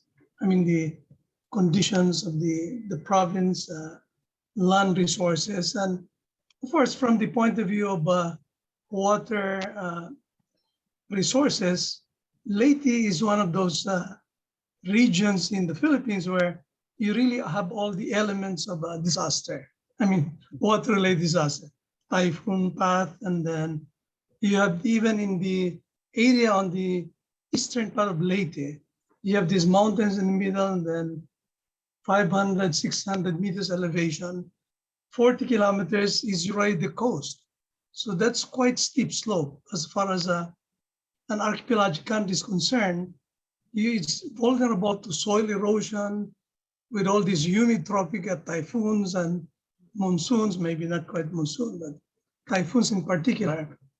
And if you look at the topography, I've noticed in Leyte, for example, Palo, Tacloban, they happen to be in the low-lying areas, which is the irony of, you wanted to sustain land with all these steep slopes and erosion. You really move a lot of, supposed to be, the topography already is in such a way that you have so much water that will just easily go down, you have typhoon. And if you look at where the settlements are, it's in those low-lying areas. So it's vulnerable to flooding, definitely. So how do you really look at it from the point of view of long-term sustainable development? Why not build in the higher areas? You have Typhoon Haiyan. After the Typhoon Haiyan, you still built on the less than, Tacloban is about 14 meters, 12 meters elevation, and so on. So if you have a lot of this rain, flood waters, it will really flood that area from the Bangon River, Binaan River, and so on. But why still build in this area? And if you look at the demographics in Leyte, the low-lying areas of the most populated areas is ironical from the point of view of development. So again, to me, we're not only talking about damages to agriculture or even loss of lives or properties, but even from the point of view of long-term development, how do you really develop the area such that you're able to support your flora, fauna, human settlements, agriculture, socioeconomic activities from the point of view of how do you sustain the land and water resources? And I think that's where there are a lot of challenges, I was saying, especially Leyte for that matter, but my involvement definitely, we hope to go beyond just the flooding part, but really look at the holistic point of view about how we sustain our land and water resources, protect them, enhance them, to be able to properly support, not only support from the point of view of saving lives or protecting lives, but not only property, but all the other agricultural, socio-economic developments in your region. So that's where I wanted to contribute in this process, in this initiative. Thank you.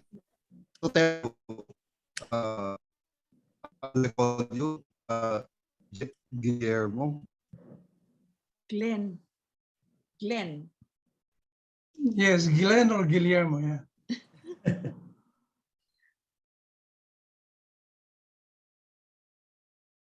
Nawala yata si Gov. Sige. Giselle, you may call Al while... Okay, now Al, ask your question. Al. Yeah. Good morning, everyone. Congratulations, Alvin. You really really got all the players today, from the farmers group with Martina and academe and government all playing for iStart. So this is very commendable. So I think you're indeed ready for looking at the scale-up potential for your activities in Leyte. So that's very good. We'll look at the economic viability as the focus of the next part. Quick question for Martina. What's the current scale of your production with the high green box would be critical. Again, we're observing Renucci rice out of Leyte in their business model, where they substantially raised $150 million to put up their facility to make the rice on time and be able to manage their production. And I heard I heard Governor Pitila mentioning the increased. Hello. That person, please. Excuse me. Can we just request? Sorry. Alvin, whoever is the host can. Okay. You can mute that guy. Okay. Yeah. Anyway, he's muted now. Go ahead, Al. Sorry. Okay, that's perfect. So yeah, definitely you have a working model, especially for potential capital sources to scale up this activity. And I wanted to help in that effort indeed. Of course, having the Renucci model of rice production, and I'm so happy to hear 4 to 7 tons per hectare is really commendable. That's a 75% increase in productivity going to the farmer as well. In increased income. I also looked at Vic Ilag's proposal for Leyte, as well as the Samar hatchery.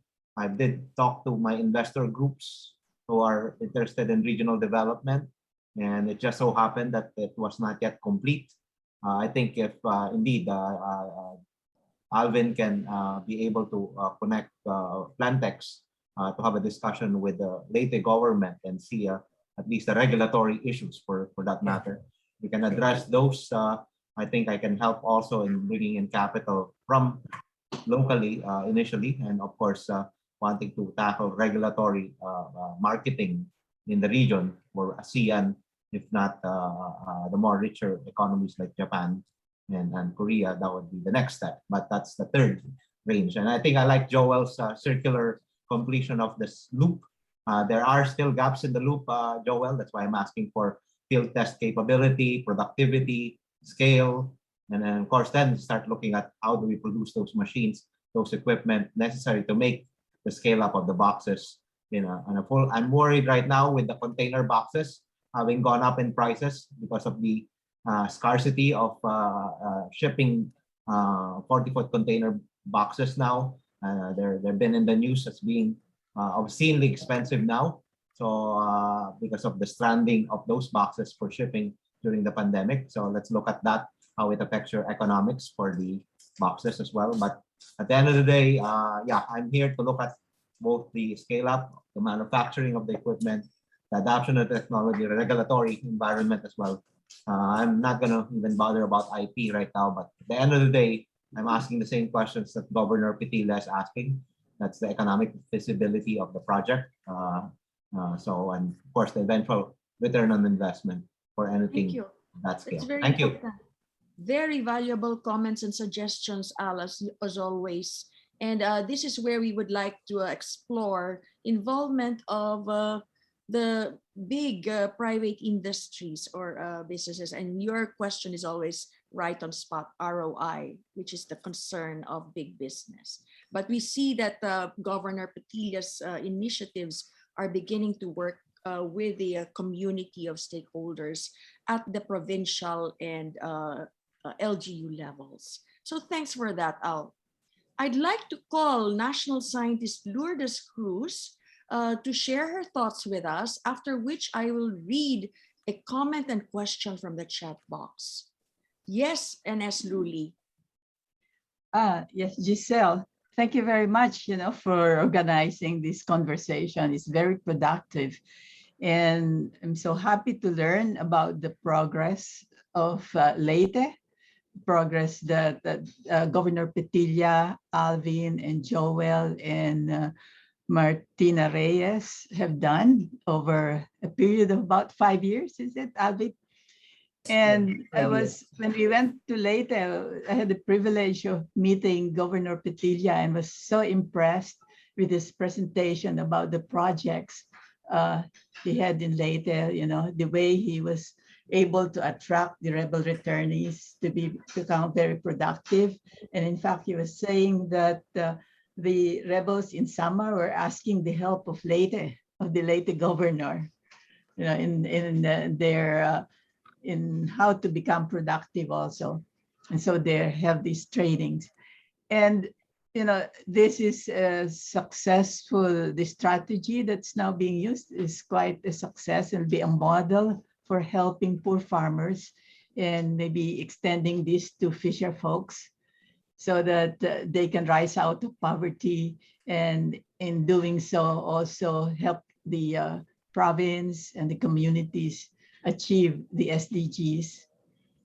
And we want to multiply this effort and take this to what EBSU has done. We will try to we want the Cavite State Youth to learn about this, and the SUCs in the 24 priority provinces of the SICAM-DRR cluster of NGAs to also learn about this and about this strategy and pursue a similar line of activities to help the people. Yeah, thanks to PAASE and everyone. Very inspiring, Luli. Thank you so much. And your framework, of course, is Future Earth Philippines. It's a sustainability through the generations, not only of the human population, but also of the environment. So thank you so much. At this point, I would like to call Dr. C.P. David, another PAASE frontliner and stalwart with his many projects in education, but also he is, as we know, a geologist, and he is the former PSURD director, executive director of the DOST. So CP, here. Thanks, Giselle. I was actually contented already in just listening to the very productive discussion that we have this morning. I have very high hopes with this project, simply because number one, there is a total buy-in with all the stakeholders involved. Yan ang isa sa mga issues na nakita ko when I was in DOST, when scientists were actually working independent of what is actually needed on the ground. In this case, because they are working hand in hand with actual farmers and the LGU, there is a bigger chance for the project to be successful. Alam ni Al yung stakeholder buy-in is such an important factor in projects. And siguro yung last comment ko lang ay addressed to our fellow scientists.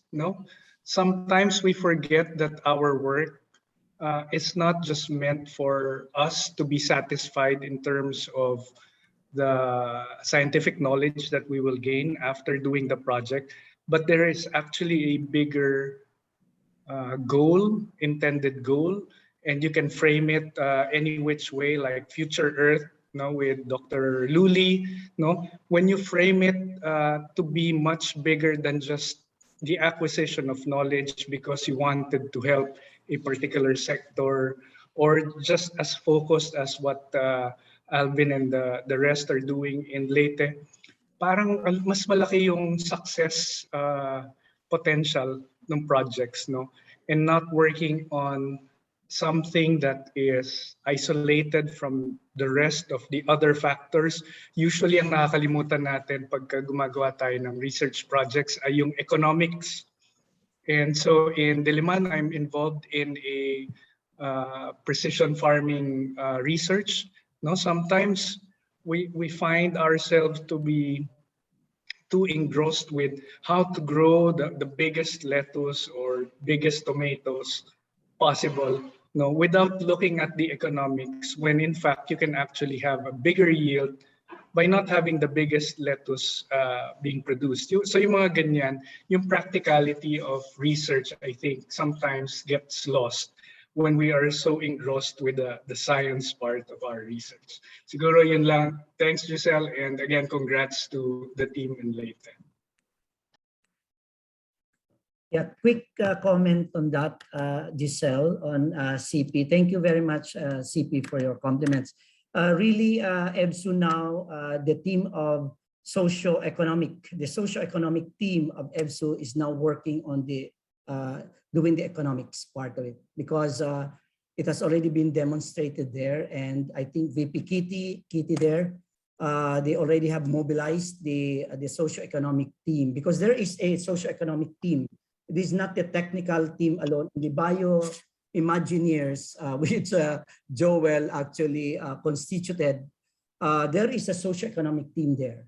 And as far as I know, Kitty, can you just share the Sorry, Alvin, you just reminded me of one other commodity pala that Leyte can be the pioneer in. Now, when I was in DOST, there was a small product coming out of, I believe, EBSU or one of the other state universities in Leyte.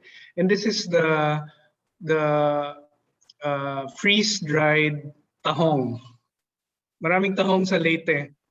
And I actually asked Mamacita to bring this freeze-dried tahong to a food expo in Germany. I asked them to carry, I think, 5 kilos of freeze-dried tahong. And it sold out like in the first 2 hours of the expo. Sabi nung Germans, okay, we're ordering. No? And unfortunately, meron palang export restrictions. No? Again, bureaucracy. Hindi tayo maka-export kahit na processed goods. Tapos, when I went back to Leyte and let's try producing more, limited naman yung capacity. No? So, there are all these opportunities, lalo na in Leyte and EBSU. And so, yung to your point nga, kailangan yung socio-economic and everyone involved has to be there. Okay. Thank you, CP. And I think Kitty, can you just share what the socio-economic group is now tasked? Actually, the bioengineering team is, as Dr. Quelly said, it's not a team but an army, because it's composed of 65 faculty and some students, and we have around 10 sub-teams, and one of this is the socio-economic team. And we are still doing the figures because we have faculty from the College of Business as well as from the economics department. So we're still working on it because we don't have enough data yet, but we're trying to compute the ROI. But according to Engineer Reyna Manatina here, based on the 20-footer container van, they are projecting a 3-year ROI. But if it will be extended to the 40-feet van, it could be shorter. The payback period could be, I think, 1.5 years if the container is bigger. So those are that's what we have right now. And for the information of CP David, EBSU is the home of the eShirt, the consortium of eShirt, the consortium of eShirt in Region 8. And our president is the chair of the board of directors. I know that very well because I funded your Food Innovation Center in EBSU. Yes, sir. Thank you very much for that. The director is here right now. Look for another product that I really like. It's a meatloaf product, but fish-based. I think halos fish waste nga yata yung ginagamit yung para dun sa meatloaf na yun. It never gone to very far, no, other than R&D. Pero I think that's worth investigating again from one of your scientists. We're working on the barangay seashell. The director of the Food Innovation Center is here with us, and they were able to develop the vacuum fried tahong as well as the barangay chips. That's great. So CP, Alvin, it's very nice that we now come back to this product development and product, the equipment required to pilot these high value products. So I was out for a bit, but now I'm back. And it was Giselle, a great... Giselle, Governor Petili is back. So Oh, he's probably also we back. can- And it would be Gov- nice, Joel, to hear from our EBSU president, Dennis, and Governor Petilla. There's no Oh, I was typhoon, just but no typhoon, but I lost my internet connection. right, but Giselle, I would like to suggest that we give Governor Petilla the Governor opportunity to address the question that was raised by Glenn. Glenn earlier. That's right. So Yes, yes. if you notice the map of Leyte, on the middle from the north going to southern Leyte, in the north is Biliran Island. It's a mountain range. It's actually part of the Philippine fault, which connects to the Pacific Ring of Fire, basically. So that's why, maybe that's the answer to the question earlier, why it's more populated in the lowlands than the upland, basically. So we have a map of all the faults there. So that's a no-no. We have been relocating people there, going to lower lands, basically, because this is a potential big earthquake site, basically. And going to we have lots of wetlands, or formerly wetlands, including the entire city of Tacloban. It's a wetland. So basically, if you build on wetlands, so where will the water go? And it will continue to flood, basically. And also, when it comes to I've seen a 70-year study or technical study on the effect of El Nino on the different islands in the Visayas. And I'm glad to know that the effect on Leyte will be mild in the next 70 years. But the worst that's gonna be hit is Cebu, medium, probably Samar Island. So Cebu is gonna be worst hit by in the next 70 years by El Nino. So to some extent, I think we have abundance of water. That's why we have lots of floods.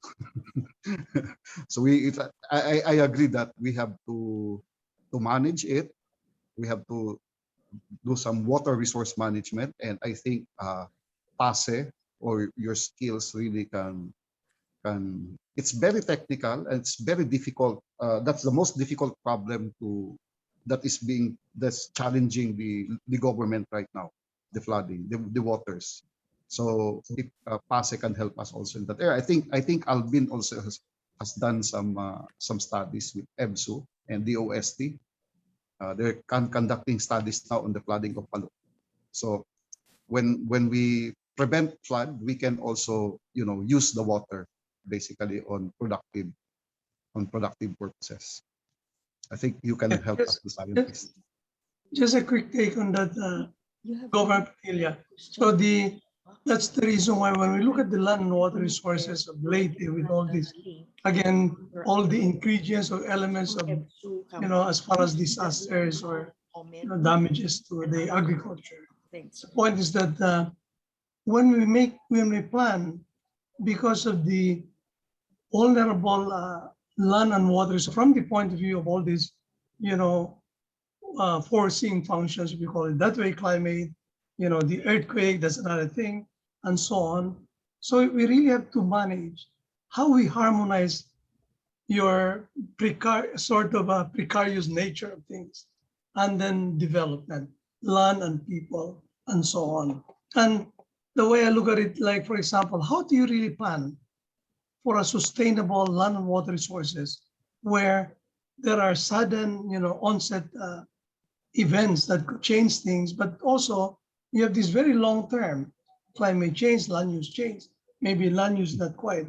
But if you have this sudden onset disaster, earthquake, and then you have typhoons, that could change things easily and all those things. So it takes quite a lot of this from the point of view of science and technology. We really have to do a lot of what we call four-dimensional lenses, not only looking at the histories, not only looking at what's happening now, but scenarios, all these possible events that could happen, and imagination in the next 50 years, 100 years, and so on, to really properly develop things and sustain your land and water resources.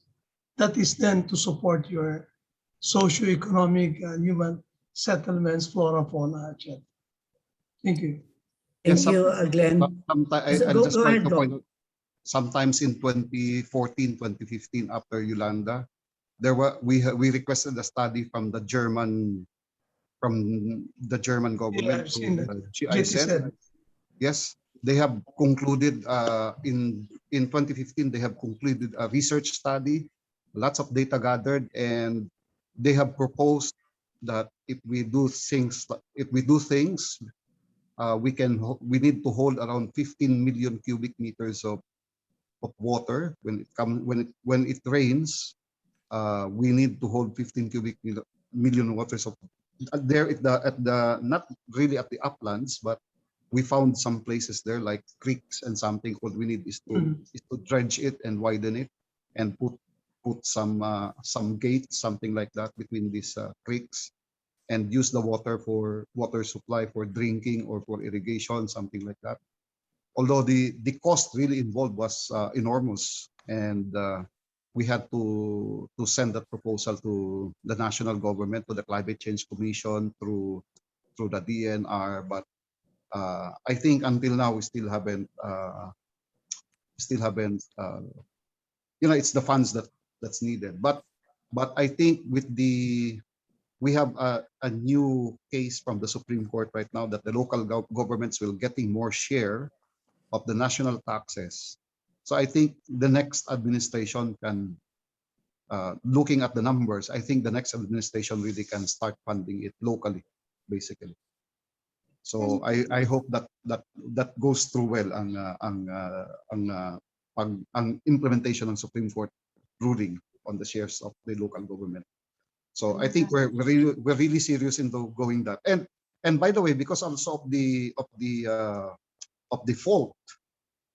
fault, we have lots of water and we have lots of nutrients coming from the earth going into the rivers.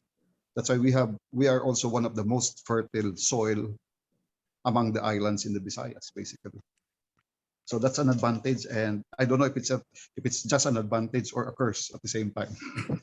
Okay. Thank you, Gov. Thank you. Mick Thank you, Gov. and Glenn. I just wanted to point out or remind us of the DOST Dream LiDAR NOAA program, Glenn, where we came up with flooding maps. Okay, the GPS flooding maps of the Philippines, different parts of the Philippines. And I'm sure that our Director Granada can share this with Leyte Governor. And it was work done with our youth scientists led by Eric Paringit and a huge community. And Eric is now our Fisher Director at the DOST. So thank you so much for that question, Glenn, and for the very extensive and comprehensive response of the governor. Alvin? Giselle, can I, before, because Al is facing, Al, before you, let me just read some of the messy, comments on the chat box from Cecil, Dr. Cecil Reyes. This iSTART initiative of Leyte is similar to DTI and DOST NEDA initiative, Regional Inclusive Innovation Center, or RIC, in regions 11, 10, 9, 7, 5, 4, 8, 3, and 2. Yes, Cecil, DTI is on board in the region, so they should be able to share, the progress of the RIC's initiative. Thank you for that, for raising that. Okay, and from Ebsu Dulag, Grace, okay, proud of your constituent, Governor Nick. What is it? Okay, in line with what Joel Coelho said about rebels way back in 2000, we were dealing with rebels returnees at BTPI in Morong, Bataan, who were encouraged by President Ramos to come back to mainstream society by giving them jobs. Okay, so that was a comment. Congratulations, Governor Petilia, proud to be, okay. Thank you so much. Reaching out the far-flung areas in Leyte, particularly in Barangay Cagbana in Burawen. Before, it cannot be reached by a motorcycle. By hiking, it can be reached within 5 to 6 hours, but now in 45 minutes. You're in Cagbana. You are one of the visionary leaders I have known. Hindi takot pasukin ang mga areas na may mga NPA. Congratulations sa PAASE for having this venue to uplift the lives of farmers in Leyte. Go Leyte. Okay. Then EBSU from Mr. Sabangan. What is this? Just comments again.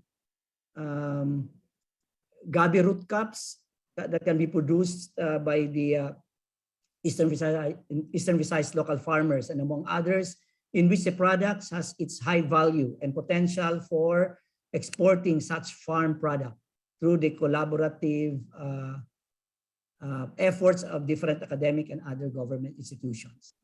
Okay. I think in response to CP, EFSU has the vacuum fried tahong. Yes, this was funded during the time of CP David.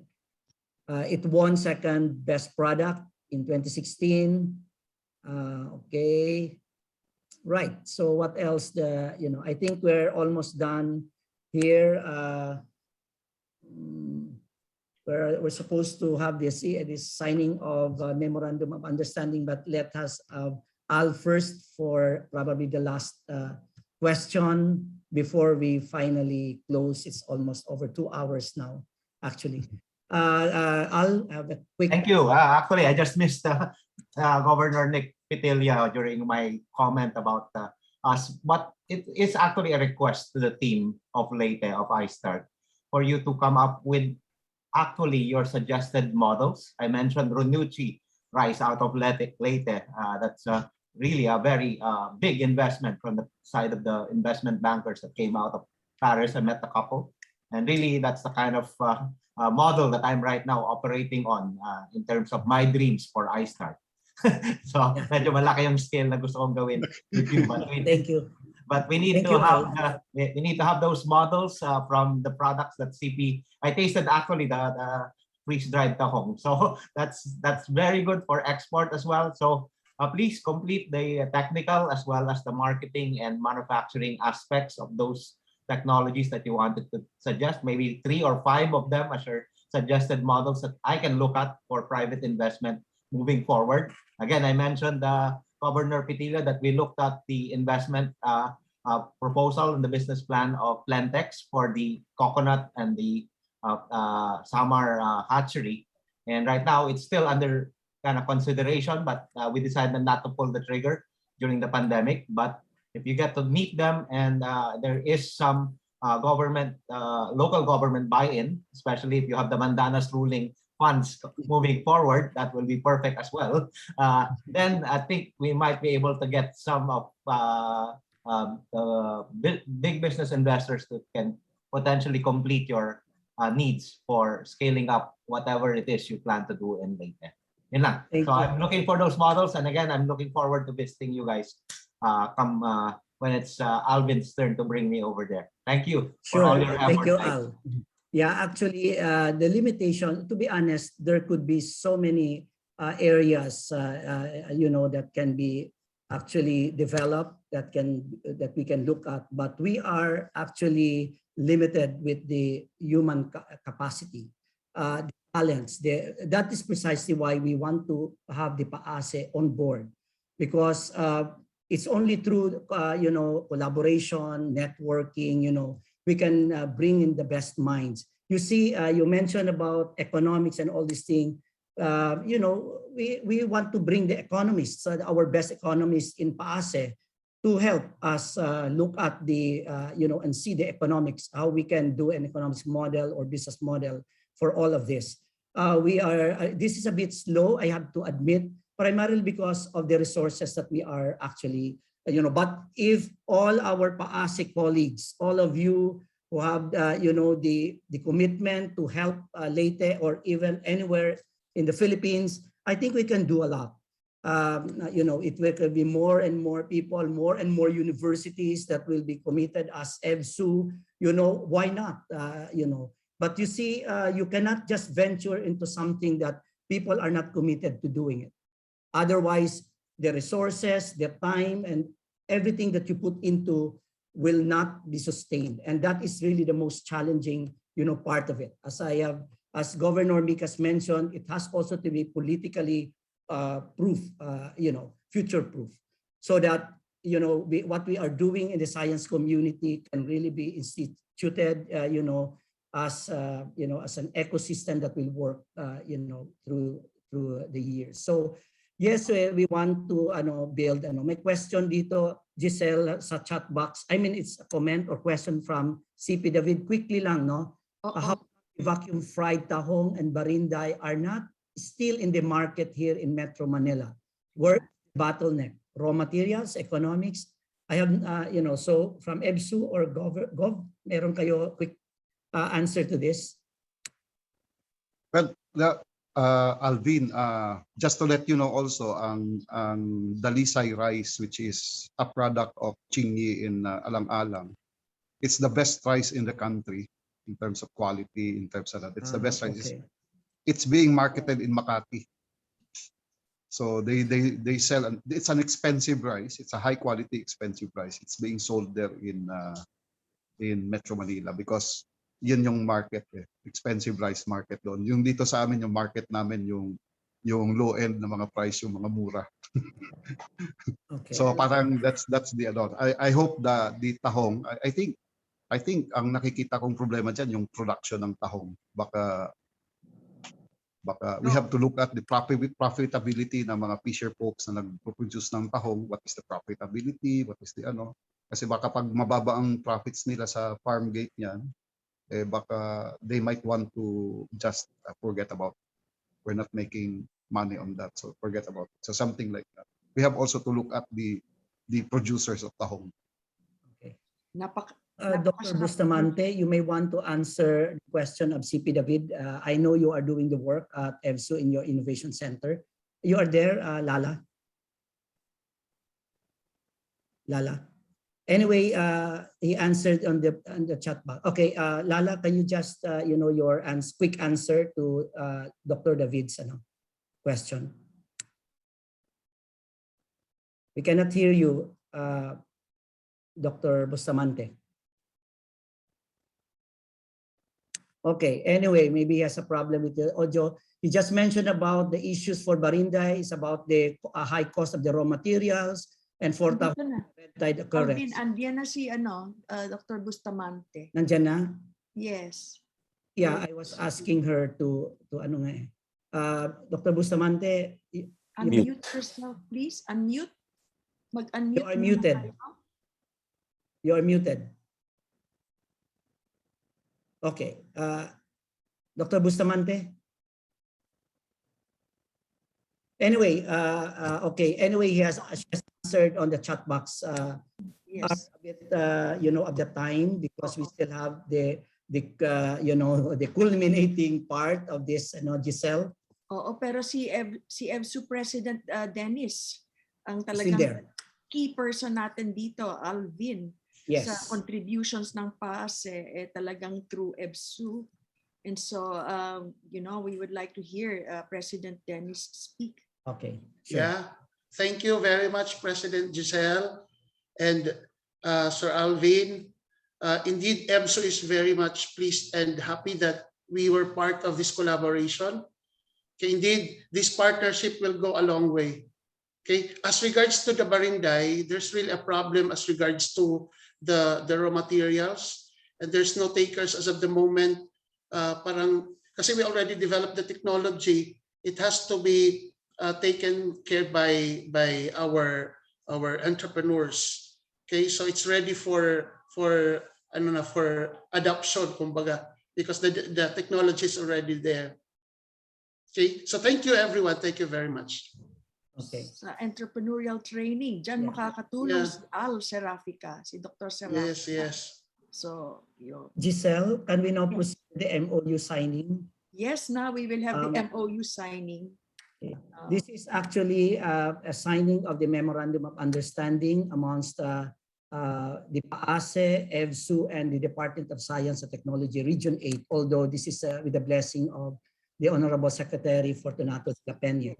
So in this particular MOU, there will be a direct plan, you know, of bringing visiting professorships to EVSU, also engaging in adjunct professorship, research collaboration, and of course with the DOST. So PAASE will provide the necessary expertise, you know, and EVSU will provide the logistics and you know, corresponding financial support that may be necessary to you know, to effect, you know, the engagement of our scientists with PAASE. And DOST 8 will fully support the initiatives, and of course, hopefully we will be directed by the provincial government of Leyte. So may request President Giselle PAASE, President Dennis De Paz, and Regional Director Ernesto Granada, along with the witnesses, Vice President Cristina Caintig, Vice President Mario Santo Domingo, and Dr. Glenn, Director Glenn Ocaña from DOST Region 8. So a virtual signing, please. May we focus on the protagonist here on the signing of the agreement. Okay, so please sign on your, you know, desks. Okay, it's now being shown, you know, our signatories to this agreement or this understanding are now. So thank you very much. Let me please show us the signed document. It is also shown here on screen. So the President of the Eastern Visayas State University, University President, Dr. Dennis C. De Paz, the Philippine American Academy of Science and Engineering through its President, Dr. Gisela Padilla Concepcion, and the Department of Science and Technology through its Regional Director of Region 8, Engineer Ernesto M. Granada, along with the witnesses, the Vice Presidents of EVSU, Dr. Cristina Caintig, Dr. Mariano Santo Domingo, and the Director from the OST8. Congratulations, and we look forward to more engagements, you know, in Leyte, and I hope we can share this, you know, collaboration with the other provinces, you know, in the country. So this is just a small step towards a bigger, you know, dream for PAASE and the entire science community to move forward, you know, science, technology, and innovation. And hope the ecosystem will be built robustly with the commitment of our major stakeholders. So again, thank you very much. And I think at this point, we would like to hear final remarks from Governor Mick. I know he's still here, of what will be the ways forward, primarily because in the iSTART, this is driven by the local government and not the science driving it. You know, so this is really a two-way, you know, model, knowledge push and need pull. You know, but again, we are driven, you know, together by the economic problems and, of course, the development of the province of Leyte as a start. And I think it's something we can move forward in our country. Governor Mick, for your message, please. Thank you. Well, the overall goal of the Leyte Economics Program is to reduce poverty. And so far, since we have been implementing this before 2013, before Yolanda, and so far we have, that's the number one goal of the SDG.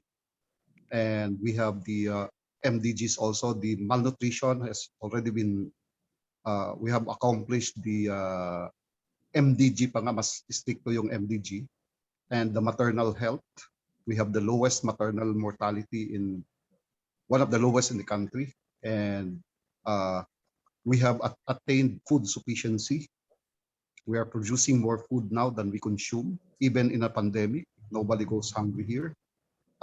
We have ended the insurgency totally. They have been attempting to recover some of our barangays, but they have been always been unsuccessful in doing so. We have pouring of investments. We have the rise of disposable income, basically, by our population, and lots of investments coming in to our municipalities. There are companies who have invested in municipalities. Usually they only invest in cities. So we have now lots of those in our municipalities. And what else? Again, what we have achieved, for example, the double-digit economic growth several times in the past. And we don't have big business tycoons in Leyte. We have no known big business people, but we have a strong economy. In other words, it's good because what's driving the economy is people. So we have a people's economy right now, getting stronger. And now we have to, that's the first phase of the economic development. We have to restart when Yolanda hit us, because it really, dapa talaga ang Leyte noon. Now, in less than 2 years, we were able to fully recover from the typhoon, Yolanda. And thanks for the help of everybody. And now the next stage that we want to move forward is modernizing the economy, modernizing the way of life of our people here, maging modernized, and modernizing agriculture, modernizing our public transport, so it's a lot of work. And I think modernization means really that we need more science. And ironically, in the past several decades, a lot of our good people, good Leyteños, have left Leyte for greener pasture. So parang we have in areas like science and technology, we are at a loss, the provincial government, because we don't have much of those expertise, not in the provincial government of Leyte, and very few in our living here, basically. So I think this the iSTART program definitely can contribute a lot to the next phase of economic development that we want to achieve, basically. So again, with that, the province of Leyte will always support this endeavor by PAASE, and of course DOST, EBSU, our academe, basically, in developing our people. They basically are the development framework of Leyte is human development, and then the most biggest influence to a Leyteño is the family. So it's family development, and the biggest influence, the thing that can influence the family, is their community. So it's community development. So it's 3 in 1, parang kape. No, it cannot be separated. So that's the strategy. But again, modernizing means we have to look at our climate change. We have to be resilient. No, we have to be scientifically resilient. Just like now, we have a pandemic. Nobody know. People still believe that if they got the vaccine, they will turn into zombies. We have a lot of people there who really believes on that. It's amusing, but it's true. So we have to again. It's not just modernizing our infrastructure, our facilities. It's just technology, but also modernizing our constituents.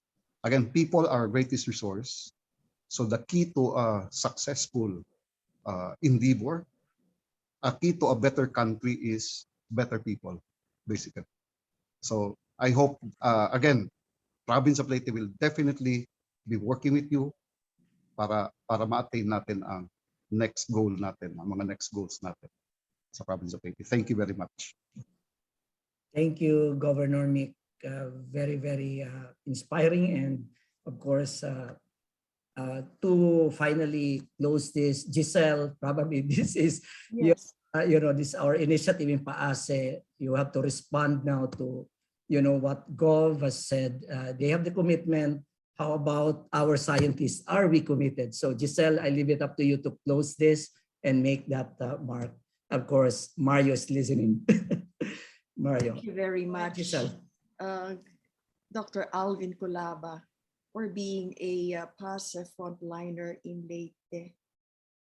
In this fireside chat, it looks like we did a very intensive SWOT analysis of the situation in Leyte, even as we know that the iSTART engine is moving forward fast. But I think we have to recognize the learnings we have received today from our Governor Mick Petilla. So there is so much that we have learned from you about the people's economy. And it's another way of saying that we are championing inclusive socio-economic growth and development, which really lies in its roots in the individual, the family, the community, and just government institutions, private sector institutions, and academic institutions supporting these three levels of social organizations in a community. I would like to tell Governor Petilla that in 2020, when we were celebrating our 40th PAASE conference, we planned a Balik Ka sa Bayan Mo Tayo Na program, where after our meeting in Manila, we would go to the provinces and take a tour and do what we call R&R and R&D ecotourism tour. And the first volunteer of this and the most popular tour was the one in Leyte, being organized by none other than Alvin. And we would have gone as scientists to your province to know on the ground the situation of R&D, visit the R&D centers of the DOST, visit EBSU, and also have a little fun. R&R in your beaches, enjoying your food. So we hope that in the future this will happen. And Alvin is inviting all of us, and I will go to Leyte the first opportunity I get. Yes. So with this, I think we will have a continuing conversation with the leaders and stakeholders in Leyte. And my final suggestion to Governor Petilla is to come up with a video showcasing all that you have done and all you have talked about with us today, because you are a model province that all regions of the country, I think, should emulate. So with that, I would like to thank everyone, our distinguished speakers and guests, for joining us today in what I would consider a most outstanding fireside chat of the PAASE. And for those of us who have missed this parts of it, then we can go to the PAASE website to view the recording of this fireside chat today. So thank you very much again, Alvin. And on behalf of PAASE, we wish the province of Leyte greater success in the near and distant future. Invest in education, Governor Petilla. I'm sure in another chat we can hear your initiatives in investing in basic, primary, secondary, and tertiary education. This is for the sustainability of our programs through the generations. Maraming salamat po sa ating lahat. Good day. So thank you so much, everyone. I think we don't want to, especially again, people, everyone has contributed a lot to the success of this fireside chat. For the 29th time, PAASE has organized this. And I think this is actually what maybe in the next opportunity, our incoming president of PAASE, Mario, will have another exciting plans, where PAASE would go. So at the moment, we'd like to thank everyone who have participated, who stayed here. There's still almost 60 people around for almost 3 hours. So that was really well attended and very much, engaging and productive discussion. Thank you so much for you have interest in our collaboration. Let's move forward.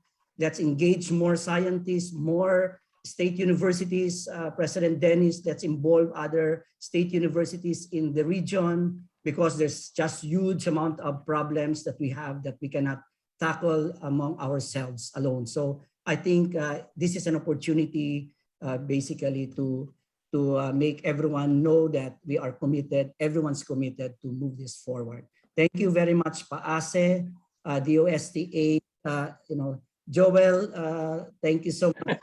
Arizona has always been there, so we'll continue our collaboration. Ino and Sean, Al, please come and visit us in Leyte, so we can. Okay, so definitely Vic, if Vic is not here, Vic, definitely I'll find a time from Governor Mick in his very, very tight schedule that we can sit down and then push for your ideas and how the industry can really lead in the next initiative of this collaboration. Thank you so much. Thank you all and good night. Okay, thank you. Thank you. I think we have already taken a picture, so yes. Kumuha na ba tayo ng picture? Yung mga anyway, sige. Can you just put on your cameras? Yeah. We're still Gallery. here. We're happy to take the gallery photo. Okay. Sige, Jovin or anyone from EBSU, please do. Okay, in 3, 2, 1, smile.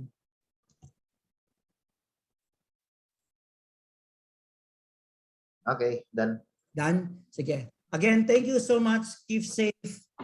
Keep safe. Stay healthy. Thank you. Thank you all the time. Thank you. Giselle, thank you for joining us. Very inspiring. Good job, Thank Thank you, Dr. Alvin. See you again. Thank you. VP Danny is there. Danny Pulma is there. VP Lydia, I think, is there. Thank you so much. Glenn, thank you. Marla, thank you as well. We will be there next week. See you next week. I'll be in. Yeah. Next week. Yes. Dr. Alvin. Thank you very much, guys. Sinabi ni Gov, talagang right in sync with our own advocacies and our own mission, Alvin, no? Yes, yes. Yeah. That's why we have been starting to discuss this with Mario, his agenda for his new leadership. Yeah, I like the better people part, that's basically what we want to happen, everything that we are doing is for that, for that purpose. So we will have a social scientist in the leadership, so from a hard science to yes, I think this is now the best time to reach really what we wanted to do. I think, yes, Giselle, if the pandemic post-pandemic allows us, we will revive your idea to this R&D visit. So we will do that. It's just we are limited to these constraints of traveling. Right. But yes, President Dennis very much interested. Giselle, maybe you can help. Is this school of medical school? Yes. Being started in Leyte. So we're going to adopt Mario's idea of building it from the ground as a feeder to the program. And We will Giselle, help you with that. Mario. Giselle we will- Yes, pumayag. Press Giselle. Yeah. Looking forward for University of that. Maryland. Yes, Maryland definitely. is the center of many great medical institutions. Yes, yes. Maryland, okay? So yun. Yeah. We have here Yeah. our VP for Academic Affairs present. Si Lydia Morante. He's heading that team. Dr. Morante. Pumayag na rin Giselle si sino ito yung sa planetary health. We will include that as part of making it a bit different program. So he committed to cooperate with EFSU on that. So we want to have something new ideas. Yes, we want to create a curriculum that is quite different from the usual doctor of medicine curriculum. That's right. Yeah. Yes. And EBSO is just the perfect place to do that. Yes, thank you, Sir Mark. Yes. Thank you very much. I can see it. I can just see it. Dennis, i-relate ninyo yan sa inyong agriculture and food programs kasi the best health measure is to prevent disease through food, nutrition, and healthy lifestyle. Wow. Hindi ba? Okay. Kaya Yes po, napaka-importante ng mag-produce ng mahusay na food products pero lalagay na yung nutritional value niya para guided ang community on how to eat properly. So talagang ang laki ng potential pagka mahuhusay ang leaders in the community, no? Okay. Yes po. Great. Thank you. Thank So you, Danny, everyone. The VP for Thank you, everyone. internationalization, si Danny, will Thank you. be on top of this. Dan, ikaw nang bahala to push for our people. Yeah, we also have here our VP for internationalization. Si Dr. Danny Pullman. So while Mario is here, Mario, I'd like to point out Dr. Jed Fahey, very famous Johns Hopkins nutritional biochemist, championing broccoli, Brussels sprouts, and moringa. Kung natuloy yung program namin sa moringa sa DOST, kung itinuloy yon, he would have been one of our consultants and collaborators. Jed Fahey, nasa Baltimore. That's right, Johns Hopkins. Yeah. Oo, kilalang tao yan. Oo, connected na siya sa mga ibang moringa farmers dito. Kasi yung nutritional interventions to prevent disease and to enhance health, napaka-importante niyan ngayon. Is there a moringa farm in Leyte? There. I was asking Engineer Tina about it, but easily that can be established. It grows profusely here in Leyte. Maraming marami all around Leyte. Not necessarily a farm, pero parang every household. Even in the campus, marami kaming maliliit trees. For that matter, coconut. Yeah. Can you imagine the nutritional value of coconut? Kaya yung coconut industry, sana can be developed in a different way in Leyte na hindi copra-based. Wala din yung ibang PAASE scientists natin, pero yung coconut husk, pwedeng gamitin yung nanocellulose whiskers doon to use in nanocomposite materials for structures, for building structures through 3D printing. Andito kanina o hanggang ngayon si John Ryan Dizon na leader dyan, sa Bataan siya based. Baka naman ang ginagamit niyang fiber. Pero dito sa Leyte, i-explore naman natin ang coconut fiber. Walang maaaksaya sa coconut fruit. Kaya higher value ang mga farmers natin, maaring kumita ng mas malaki. Yan po yung diniscuss namin with a Coalition of Agriculture Modernization group and Vic Ilag, Leslie Diaz, and Gobet Advincula para po makaproduce tayo na ang maraming high-value products from coconut. Yun po. Sige. We will continue our discussion. We will continue the MOU signed. So President Dennis, our task begins. Yes, it's already signed. Okay. Sige, we'll continue our conversation with President Giselle and VP Mario. There is so much we can do. As I have said, the limitation is in people. So if we have more people to join us, I think we can do more. So it's both Yes. by the PAASE and EBSU. I hope we can rally more people from EBSU to get more engaged in this type of discussions. Yes, And yes, now yes. you have very good ideas of what research you should be doing for our faculty Yes. there, because now we can have collaborations with people, industry, and so thank you so much, guys. I think I will need to go. Thank you. Thank you, Thank you. President. Bye-bye, everyone. Bye. Thank you. Mario, Bye-bye. Danny, Lydia, Kitty, thank you so much, Bye. and all who are here. Jovin, thank you so much, and the rest who are still here. Amy, Willie, Kim, yes, Elvira, Ben is also here, Anna. Dr. Alvin, our research director. Yeah. Okay. Yeah, Pearl is there. Yes, Pearl, you should have picked up, review the recording and pick up those key points so that you have to really tell this to your faculty. Let's do this and that. And the PAASE will be there.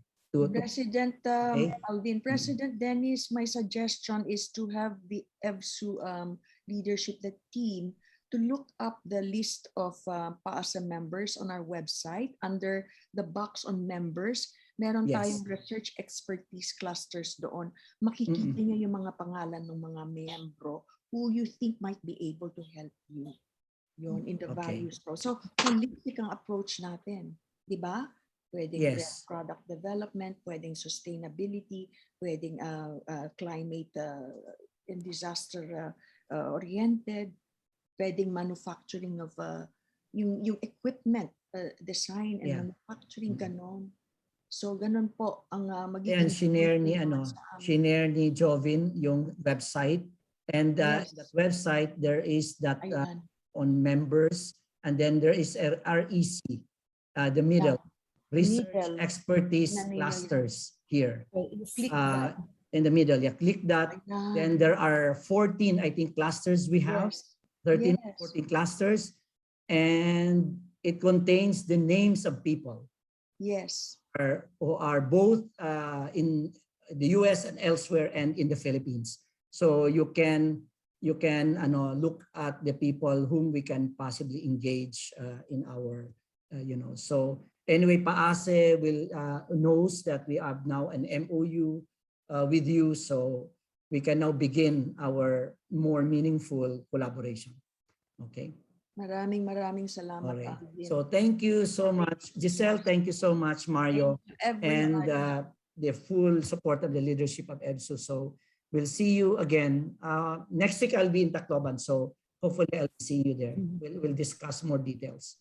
Okay. All right. Giselle, thank you so much. Bye-bye. I have to go now. Everybody. Okay. Bye-bye. Maraming salamat. Lala, thank Dennis you. and our vice presidents and directors. Ingat kayo, ingat everyone. See you next week. Thank you much. Bye. See you next week, Kitty, Lydia, Dan. I'll see you next week. Pearl, I'll see you there. Okay, so thank you, everybody. Thank you. Bye-bye now. Amy, Kim, LV. Bye-bye. Jovin.